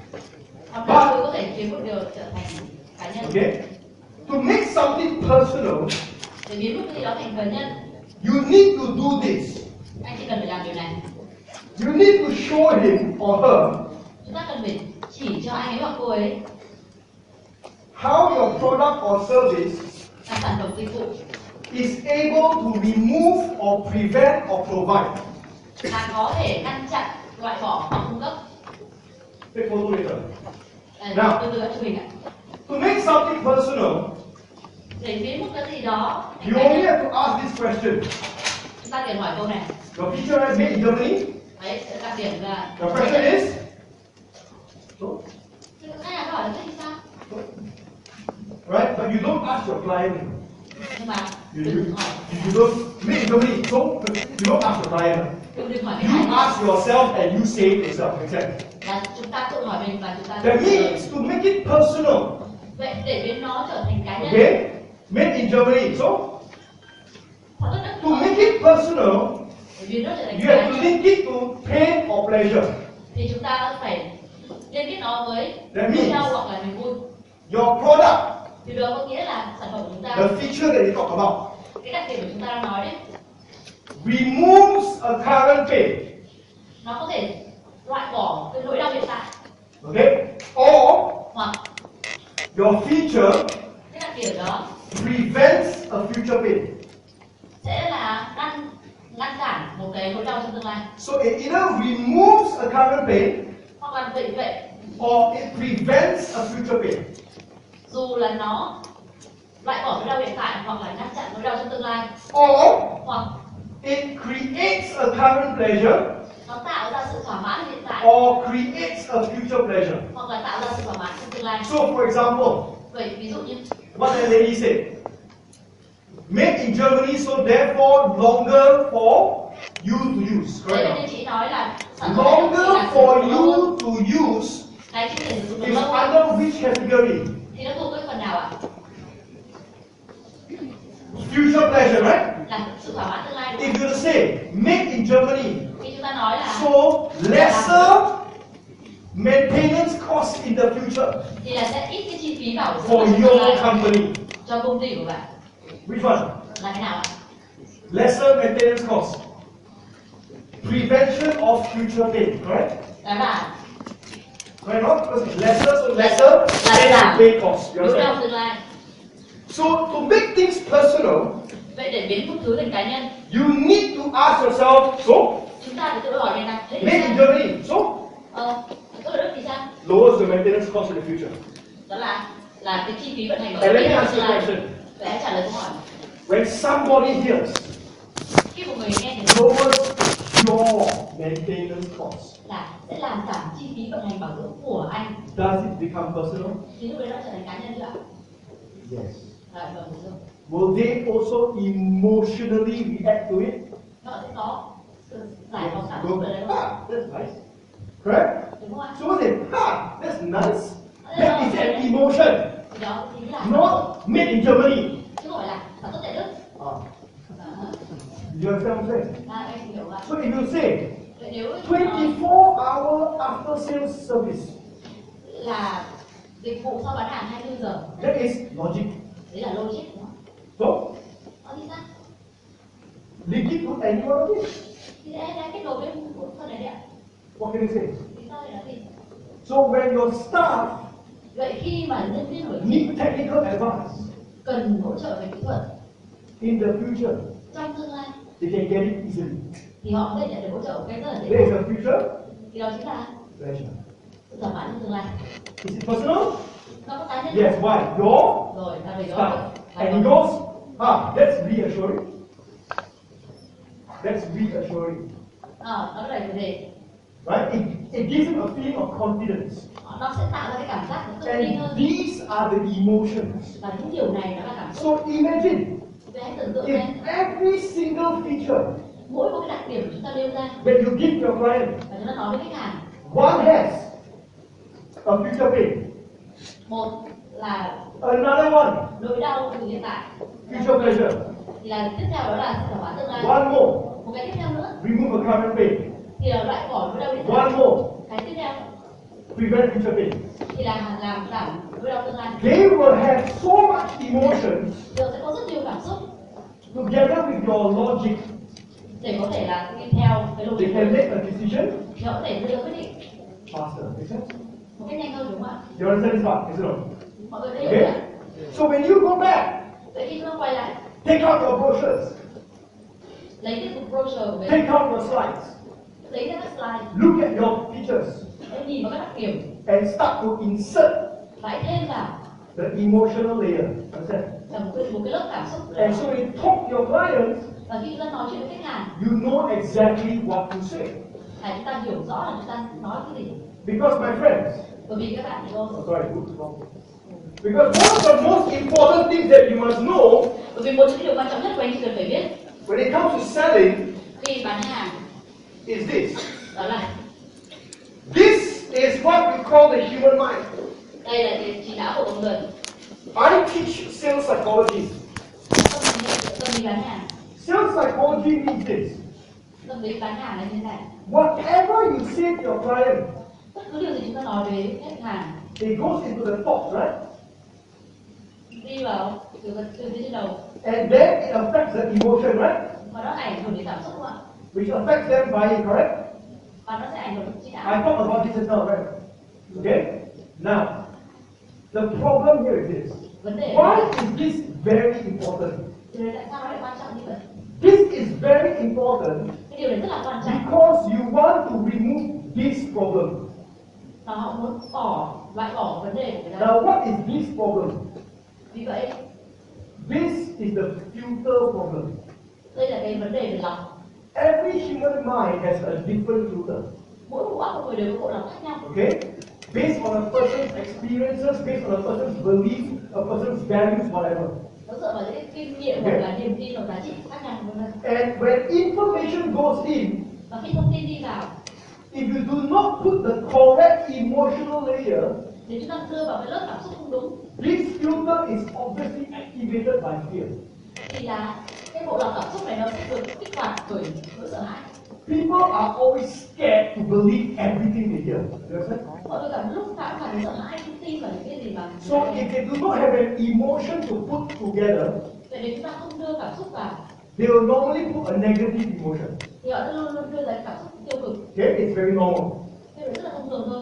So you need Vì vậy các anh chị to cần do phải this làm điều này to prevent this. để hạn chế cái điều này. Because when this happens, Bởi vì khi điều này xảy ra three effects happen.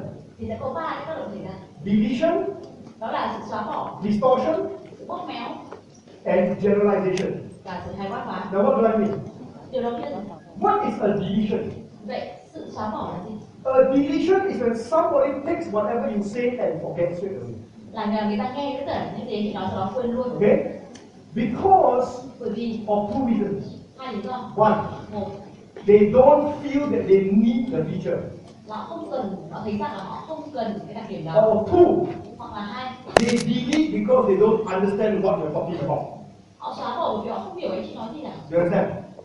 So for example, Ví dụ như là if you tell me nếu các chị nói với tôi my company công ty của tôi is 25 years old, kinh nghiệm 25 năm, maybe to somebody else, với có thể với người khác they care. họ quan tâm. I don't care how old the company is. Tôi không quan tâm công ty bao nhiêu năm kinh Whether 25 days old kể cả có or 25 ngày 25 years old, hoặc 25 năm, I don't care. tôi không quan tâm. Some clients are like that. Có một vài khách hàng như thế đúng không ạ? Yeah. They don't care how old the company is. Họ không quan tâm là They don't care how big the company is. họ không quan tâm là cái công ty They don't của care whether your bao nhiêu product is tuổi. made in Japan or made in China. They don't care. Họ không quan tâm là sản phẩm mà ở đâu. Maybe they only care about price. Ôi có thể chỉ quan tâm đến giá tiền, Correct? đúng không ạ? So when you say certain things Vậy khi tôi nói những cái điểm nhất định này that they don't care about, mà họ không quan tâm, they just delete. họ sẽ chỉ xóa bỏ quên luôn. And this is a problem for you. Và đó sẽ là vấn đề của Why? anh chị. Tại sao vậy? Because that means there's one less piece of information Bởi vì là họ thiếu that will help you to close the deal. thiếu một cái Right there. thông tin để có thể giúp anh chị có thể chốt được cái điều đó. Or Hoặc some people, họ có một vài người they will delete họ sẽ xóa bỏ because they do not know what to do with the information. bởi vì họ không biết làm gì với thông tin họ nhận được. For example, Ví dụ you are talking to a purchasing executive chúng ta nói về chuyên gia bán hàng or a purchasing manager hoặc là một giám đốc and you say, và made in Germany. sản xuất tại Đức. In his mind, Trong óc của anh ấy does boss care about that? Okay? Thế thì sếp con liệu có quan tâm điều này không? It doesn't matter, right? Điều này có quan trọng không? I'm not so sure. Không chắc nữa. Don't care. Không quan tâm. Make sense? Thế là xóa bỏ luôn. People do that. Rất nhiều người làm như vậy. But Nhưng if you give the emotion, nếu chúng ta đưa cảm xúc vào, which will help you to lower costs, cái điều này sẽ giúp chúng ta the giảm chi phí. information they do not know what to do, Chỉ là cái thông tin người ta không biết làm gì, but the emotion nhưng mà cảm xúc they will agree, correct? là họ sẽ đồng ý với điều đó. Make sense? Đúng không ạ? Lower cost, Ta chi phí thấp I hơn, will agree. là tôi sẽ đồng ý. So they will keep that piece of information in the head. Và họ sẽ giữ cái mẩu thông tin đó ở trong đầu. Do you understand? Anh chị hiểu không? Okay? Secondly, Thứ hai, distortion. đó là sự bóp méo. What do people distort? Con người thường bóp méo cái You gì? see, Đấy ạ. if you just say this Nếu chúng ta chỉ nói điều này, without the emotional layer, không có cái lớp cảm xúc, can this be distorted? thì cái điều này có thể bị bóp méo không? Yes or no? Có hay không? Yes. Có. Why? Tại sao vậy? You tell a client, Anh nói với khách hàng, made in Germany, sản xuất tại Đức, in their mind, trong trí não của anh ấy, what can they do? thì họ sẽ phải nghĩ gì? Expensive. Đắt ha. There you go. One objection. Rồi. You see that? Made in Germany is supposed to be good, Đáng lẽ là sản xuất tại Đức đáng lẽ phải là but it was distorted to become bad. rồi sự bóp méo. If you say 24 hours after sales service, Nếu tôi nói rằng là hỗ trợ sau bán hàng 24 giờ, sounds good, right? nghe có vẻ tốt Inside the mind, nhưng mà trong đầu người ta chắc là lại đắt. it's already inside the price. Nó đã được cộng vào giá rồi, Extra cost. thêm chi phí nữa. See that? Đúng không ạ? We use high quality materials Chúng tôi sử dụng nguyên liệu chất lượng inside the cao. mind. Họ nghĩ gì? For what? Để làm gì? Who cares? Ai quan tâm? I tell you, everything you say can become a problem. It can Cứ be cái gì mà chúng ta nói ra đều có thể bị bóp méo. Tôi bị Men. đàn ông. Men, it is not Valentine's Day. What? It is not Valentine's. Stop watching me. It is not Valentine's Day. À, hôm nay không phải là ngày Valentine, Correct? It is not your wife's birthday. cũng không phải là It is not Christmas. cũng không phải là Giáng sinh, It is a normal day. mà chỉ là ngày bình thường thôi. You are in your office. Bạn đang trong văn phòng, You suddenly feel a lot of love for your wife. tự dưng thấy rất là yêu vợ. On the way home, Trên đường về nhà, you buy flowers. mua hoa, You go home. đi về nhà, You tell your wife, nói với vợ là baby, em yêu, this is for you. anh em này. She will look at you Cô sẽ nhìn and và ask you this. hỏi là What did you do wrong?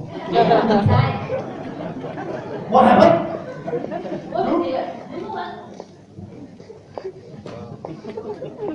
You had a good intention, Anh có ý định tốt, but she distorted. nhưng mà đã bị bóp méo. She so bought you. She so bought you and made you think that what? Huh? You do something wrong. That's why you bring me the flowers. Vậy bóp méo đi và nghĩ rằng anh đã làm gì sai nên anh cái mua hoa tặng cho tôi. It happens Nhưng nó vẫn xảy ra every time. lúc nào cũng vậy. You know that even for me, Với bản thân tôi, whenever I sell my training programs to people, và khi tôi bán cách khóa học, like tonight, ví dụ tối nay chẳng hạn, people will always look at me lúc nào họ cũng nhìn tôi and distort this. và bóp méo. Because they will always think I'm too young. Bởi vì mọi người nghĩ là tôi quá trẻ, Or they will always think he does not look like a trainer. hoặc là trông anh ấy không giống một giáo viên tí nào, He looks like he works in a disco as a security. trông giống như là bảo vệ vũ trường, Right? He looks like a playboy. giống như là tôi đang chơi, Right? But you know something? I'm not. nhưng mà không phải đâu. This is the way I look. It's not my fault. Tôi trông như thế không nghĩ là lỗi của tôi, But people will always distort. nhưng mà lúc nào mọi người bóp méo thì như vậy. You know that people also wonder what race I am. Họ không biết là tôi thuộc chủng tộc nào. I look like a Malay, right? Tôi giống Malaysia, But I'm not. nhưng không phải. I'm complicated. Tôi là hỗn hợp. I'm a Portuguese, Chinese, Indian. Tôi là Bồ Đào Nha, My father is half Chinese, half Trung Indian. Quốc. Bố tôi thì một nửa Trung Quốc, một nửa Ấn Độ. My mother is half Portuguese, half Indian. Còn mẹ tôi thì một nửa Bồ Đào Nha, một nửa Ấn Độ. I am half confused. Tôi cứ ngồi để giống tôi. I have no idea what race I Và am. tôi không biết là tôi là người nước But nào. you see, the problem is that Nhưng vấn đề là people look at me and go, this guy, trainer, sure or not?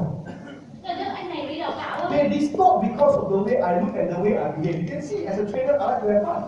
Đấy, mọi người với bóp méo của mình nghĩ rằng là But you know, some trainers are very serious. tôi thích là khi đó bạn rất vui vẻ, còn không phải nghiêm túc này. Không phải kiểu của tôi không quan tâm. Who you see is who you get. I don't put up a show up here for people. Đấy, tôi không phải ở đây để thể hiện cho mọi người. But people distort. Nhưng mà mọi người bóp It méo. happens all the time. Điều đó lúc nào cũng xảy Okay? ra. Now, last one. Là cái cuối cùng. Besides deleting and distorting, Ngoài sự xóa bỏ của sự bóp méo, people su tai quạ quạ. vì mọi người cũng khái quát quá. So is a noun. Just remove that để khái quát quá. Tai quạ quạ. Yeah. Okay. Tries to scold me. Wait.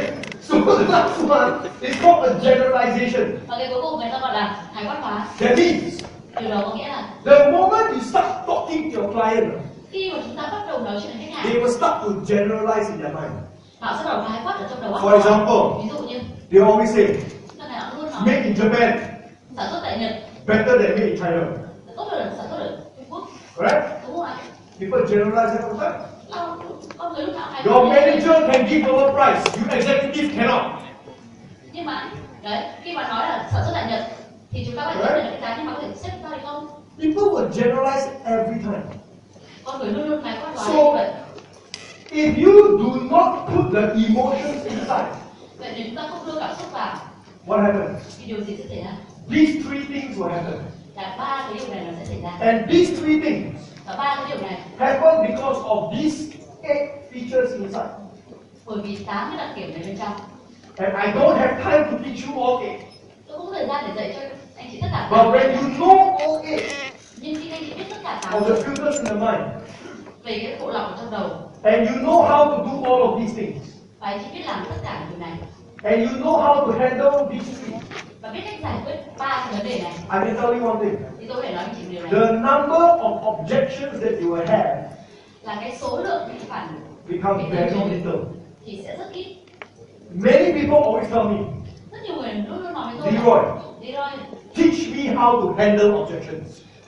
hãy dạy tôi cách mà có thể giải quyết được với sự từ chối. I choose the easier way. Tôi chọn cách dễ nhất. I will teach you Tôi sẽ dạy anh how to prevent an objection. là làm cách để ngăn chặn. Better, right? Đúng không ạ? It is better to prevent the objection Điều đó rất dễ hơn để than to learn how to handle the objection. luôn luôn là dễ hơn để có thể là ngăn chặn sự từ chối với việc là để giải And only when you understand this và chỉ khi anh chị hiểu hết cái điều and này you spend a whole day learning this, và anh phải dành cả thời gian cả một ngày để học you can stop all or at least 90% of objections that come to you. thì chúng ta có thể ngăn chặn được 100% hoặc ít nhất là Why 90% do people object? Tại sao? Because they Bởi vì delete, họ xóa bỏ, they distort, họ bóp méo they generalize. và họ hài phát That's hóa. why they object. Cái đó là lý do tại sao họ từ chối. These three things are the reason why people object. Đây là ba lý do vì sao người ta từ And chối. these happen Và điều này xảy ra because this does not happen. vì điều này không xảy ra. But when you make sure that you have the proper emotional layers, Vậy nếu chúng ta đảm bảo rằng chúng ta có cái lớp cảm xúc this will not happen. thì ba cái điều kiện nó sẽ không Or xảy a ra. lot less of this will happen. Hoặc là nó rất ít xảy ra. That means you might only have to handle one objection. Thì có thể chúng ta chỉ phải giải quyết một sự từ chối thôi, đúng không ạ? So do not wait for the disease to come and then you help the disease. Đừng bao giờ chờ có bệnh rồi mới Stop it from coming in the first làm Correct. gì place. Because once you learn sales psychology, my friend, khi ta học về tâm lý bán hàng and you learn how to handle these things, and you go back and you do this, và chúng ta quay lại để làm điều này, you become chúng ta sẽ trở thành a modern sales professional. là một chuyên gia bán hàng hiện đại. Because today's market, your customers, Bởi vì cái thị trường hiện tại bây giờ khách hàng của các bạn they are people who need this. là những người mà rất cần cái điều này. Your competition is so great Là chúng ta cạnh tranh rất lớn luôn. that people can compare all the time, Là lúc nào ta có thể so sánh mình với đối thủ everywhere and anywhere. bất cứ chỗ nào và bất cứ cách nào. So until you learn how to handle this, Vì vậy chúng ta có thể học được cách giải quyết you vấn will đề này never be able to handle a person's perception.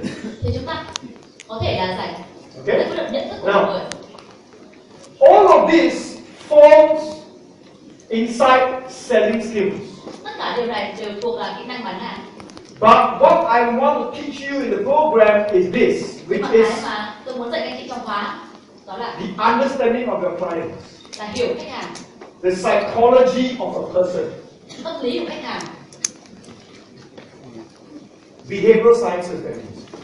Đấy, đó chính là Okay? khoa học về hành vi. Because all of this Bởi vì tất cả những điều này that I've talked about since just now until now và những điều tôi nói từ trước đến giờ falls in this category called managing the selling process. là nó thuộc cái phần này, đó là quản trị quy trình bán hàng. But my friends, Nhưng mà các bạn này, selling bán hàng is not only about selling to your client. là không chỉ là bán khách hàng. My training company, we do not focus on teaching you how to sell. Công ty về đào tạo tôi không dạy các bạn làm We thế nào để bán, focus on you building your sales career. mà tập trung vào để xây dựng cái sự nghiệp bán You hàng. understand? That means knowing how to sell is only a one part of it. Bởi vì biết cách bán hàng chỉ là một phần thôi. There are many training programs out there that teach you how to sell. Có rất nhiều cái khóa học ngoài kia dạy các anh chị cách bán hàng. But I know that we are the only program in the whole of Asia that teaches you all four. Nhưng mà chúng tôi biết rằng là chúng tôi là cái chương trình duy nhất ở cả châu Á dạy các anh chị toàn bộ 4 cái. Why? Tại sao? You see, whatever I talked about in this whole thing Bất cứ cái gì mà tôi nói cho tất cả is những only here. nó chỉ ở đây thôi, cái phần And I've only told you about 10% of it. tôi chỉ nói với anh chị là 10%. Don't forget, Đừng quên rằng you need to learn how to bring leads. Bring leads. là đừng quên là chúng ta cần phải phát triển danh sách khách hàng. You need to learn how to bring leads. Chúng ta phải Because without leads coming to you, there's no one to sell. vì nếu chúng ta không có danh sách khách hàng, chúng ta không biết bán cho ai cả. And today's competition is so great, it's becoming harder to find leads as well. Nhưng bởi vì là sự cạnh tranh của nó quá lớn nên chúng ta tìm khách hàng cũng rất So khó. what we want to teach you is how do you bring in leads? Để chúng tôi sẽ dạy các anh chị làm thế nào để What có do thể we- phát triển danh sách khách hàng. Most companies that I work with, Hầu hết các công ty mà tôi làm việc cùng okay, or people that I work with, hoặc là những người tôi làm việc cùng, I notice tôi để ý thấy rằng that the way they bring leads into their lead jar là khi họ đưa danh sách khách hàng vào một nhóm, is 20% 20% comes to them là đến với họ and 80% of their leads, và 80% danh sách khách hàng what do they do? thì họ làm gì? They go and find. Isn't it? Thì họ đi ra và tìm. Most people are like that. Điều quan trọng, What we want to teach you cái điều mà quan trọng mà tôi is muốn to dạy reverse this. mà là xảo chiều cái này. That means, Điều đó có nghĩa là how do you learn? các anh chị học How do you use a marketing campaign, thêm một chiến dịch marketing, a sales campaign, một chiến dịch bán hàng, a lead generation campaign, một chiến dịch tạo danh sách khách hàng so that 80% of your clients come to you, là đến 80% khách hàng đến and với you only have to spend 20% of your time searching for clients. và chúng ta chỉ dành hết 20% để tìm khách hàng thôi. With what marketing tools, Vì vậy chúng ta cần cái công cụ bán what hàng nào marketing strategies và chiến lược marketing nào do you và use chúng ta sử dụng to bring more clients to you? để có thể có nhiều khách hàng hơn. That means in your emails, what do you write? Thì vậy trong email chúng ta viết cái gì? What kind of words do you use? Chúng ta sử dụng những từ ngữ như thế nào? In your brochure, your websites, Ở trong các brochure và website what do you write? What do you show? chúng ta viết cái gì, chúng ta chỉ ra cho họ xem cái gì. Every single word, you need to know how to use it. Mỗi một từ ngữ thôi chúng ta cần biết cách sử dụng. Because some of you got very good products, Bởi vì có thể các bạn có rất But don't là forget, rất tốt. Sản phẩm rất no tốt. one knows about a good product, there's no point having the product. Thế thì nếu như không ai biết rằng là cái sản phẩm này tốt thì chẳng biết là có sản phẩm để làm gì nữa. So we will share with you and teach you Để chúng tôi sẽ chia sẻ về các all the các anh chị strategies that you need to learn tất cả những chiến lược mà anh chị cần phải học on how to bring leads to you. và để làm thế nào có danh sách khách hàng. That means we will teach you about differentiation.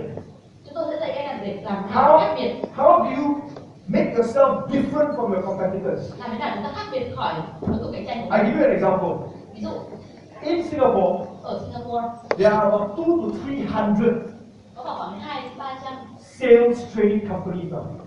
A lot. 2 đến 300 Yeah. công ty chuyên And- dạy bán hàng. Why is it that we are number one? Vì vậy nhưng mà tại sao chúng tôi là số 1? Because we know how to stand apart from everybody else. Bởi vì chúng tôi biết cách làm khác biệt khỏi Because- những công ty kia. My school Bởi vì trường của tôi is the only one là trường duy nhất qualified được đạt chuẩn to teach sales psychology. dạy về tâm lý bán hàng, No one else is. là không ai có thể có. See that? We found a strategy to make ourselves better than the rest. Và chúng tôi có chiến lược để làm cho bản thân mình tốt hơn. And we are the only training school, Và chúng tôi là cái trường đào tạo duy nhất okay, where the founder is also the trainer, which is me. là những người thành lập cũng là người dạy học và chúng tôi đây. And we do not use American, European trainers. Và chúng tôi không sử dụng là giảng viên từ Mỹ hay Why? hay từ châu Âu. Vì sao? Americans and Europeans cannot teach you how to sell. Người ở Mỹ hoặc là châu Âu không thể các You know why? bán hàng. Tại sao? You know what? Thế chị biết sao ạ? The market is different. Bởi vì là thị trường nó khác nhau. Asians, we buy differently from Westerners. Người châu Á, cái cách mua họ khác với người châu Go Âu. and learn from them, yes, do. Học hỏi người ta cũng nên, But you must make it become Asian. nhưng Understand? mà phải biến nó trở thành phù hợp với châu Á. So we have been able to make ourselves become this way. Chúng tôi có thể biến bản thân mình trở thành. That is why the moment I brought my sales training business to Vietnam, Và khi tôi đưa về kinh doanh giáo dục people told me, vào Leroy, ở Việt Nam, họ nói tôi tough market, you know. thị trường này khó lắm. How are you going to go in? Làm sao có thể xâm nhập vào? Nobody in Vietnam knows who you are. Bởi vì chẳng ai ở Việt Nam biết anh là ai cả. How? Làm thế nào? We came up with a strategy. Và chúng ta sẽ đưa ra cái chiến And lược. today my major clients in Vietnam, Và đây thì giờ hầu như là khách hàng chính của some mình ở of Việt them, Nam. BP Bank, Một vài người như là K Plus, PH Milk, Carbon Fertilizer, DH Mill. right? I just only finished the whole training series with BCCI, your Chamber of Commerce, right? Vietnam Chamber of Commerce. Và tôi mới hoàn thành một khóa lớn đối với I work BCCI. with Microsoft in Vietnam. How did we get it so fast? Vậy tại sao chúng tôi có thể đi nhanh như vậy ở thị trường Việt Nam? How did I come in and do so much corporate training for so many Vietnamese companies? Làm sao tôi có thể đào tạo rất nhiều khóa doanh nghiệp cho rất nhiều doanh nghiệp và công ty Việt Because Nam? me and my partner for corporate training, Bởi vì tôi và đối tác về đào we tạo work doanh nghiệp, very closely together chúng tôi làm việc rất là chặt chẽ với nhau to create the strategy để tạo ra chiến lược on how to bring leads to us. để là làm thế nào có You thể understand? làm cách hiệu quả. Alright? And once you be able to do that, Và khi chúng ta có thể làm điều này, you need to learn how to chúng ta cần prepare. phải làm sao để chuẩn bị. We want to teach you how to prepare your material. Chúng tôi muốn dạy các anh chị là cách chuẩn bị những tài That liệu. means when you go and meet your clients, Vậy khi chúng ta đến gặp khách hàng, you bring your PowerPoint slides, correct? chúng ta mang đến cái trình chiếu PowerPoint, You bring your product sample. mang đến mẫu sản phẩm, You bring your name card. mang tên hỏi You đến, bring your brochure. mang brochure đến. We will teach you Chúng tôi sẽ dạy các anh chị how to create this làm thế nào để tạo ra những to sản have phẩm the biggest impact. để có được một cái tác động lớn nhất. That means on the day of the program, you will bring all of these things. Để trong khóa tiếp là các anh chị sẽ có tất cả những điều này. And I will personally look at your material and help you to make the changes. Và cá nhân tôi sẽ đến xem tương ứng với sản phẩm Your colors, của anh chị và your xem màu sắc pictures của where bạn, you place, những cái hình mà anh chị đưa the ra, words you use, những cái từ ngữ chị sử dụng, everything the same. tất cả If mọi you say, thứ. but mine's in Vietnamese, it's okay. Kể cả những tài liệu đó I got people with me who can tell me what is it in English. và tôi có người đi cùng với tôi nói rằng là tiếng Anh If nói. you want to position yourself as a global company or a global salesperson, you got to make sure that your toolkit is also of a global standard. Nếu chúng ta muốn công ty chúng ta hoặc là bản thân ta làm người bán hàng, Okay. đầu tiên chúng ta phải có một bộ công cụ And then gặp mặt teaching you how to sell. và dạy cho anh chị biết cách bán hàng. That means what are the kind of questions you must ask? Thì tôi sẽ dạy cho chị biết là chúng ta chỉ cần phải hỏi How do như thế nào. you do? How do you do this?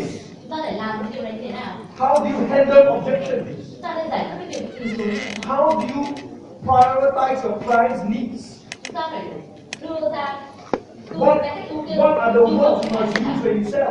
Là chúng ta sử dụng cái từ ngữ thế nào để bán hàng. All of these things will teach you. Tất cả điều này tôi sẽ dạy các bạn. And then lastly, Và cuối cùng, we will teach you also how to build your business and how to keep your customers. tôi sẽ dạy các chị cách xây dựng doanh nghiệp và xây khách hàng. Why? Tại sao? Because when you're able to do this, Bởi vì chúng ta có thể làm được điều này, you will start to see your business grow faster. chúng ta thấy rằng doanh nghiệp chúng ta tiến nhanh hơn. What do I mean? Từ đó nghĩa là gì? One of the most important things that a salesperson must know is this. Một trong những điều quan trọng nhất mà một người bán hàng cần phải biết đó là For those of you who are salespeople, với những người mà đang làm bán hàng, you want to increase your revenue, right? chúng ta muốn là tăng cường tổng doanh thu. Those of you who are business owners, Với những người mà chủ doanh nghiệp your profits, right? thì là lợi nhuận đúng không ạ? We want to teach you Chúng tôi sẽ dạy các bạn how you use this formula là sử dụng công thức này như thế nào to double or triple your income. để có thể gấp đôi được gấp 3 tiền. Now, I will stand here Và tôi sẽ đứng ở đây in full confidence rất là tự tin and tell you, và nói với anh chị rằng when you learn this khi anh chị học được điều này and you do whatever we ask you to do, và làm bất cứ điều gì mà tôi yêu cầu anh chị làm, you will double in 1 year. anh chị sẽ gấp đôi thu nhập trong vòng 1 năm. Why am I so confident to say Tại sao this? tôi có thể tự tin như thế mà nói? Because it is the results that we have from all our students that show it to us. Bởi vì đó là kết quả mà tất cả học viên của tôi đạt được. Okay? That is how we became number one. Đó là lý do vì sao chúng tôi trở nên thành số 1. By the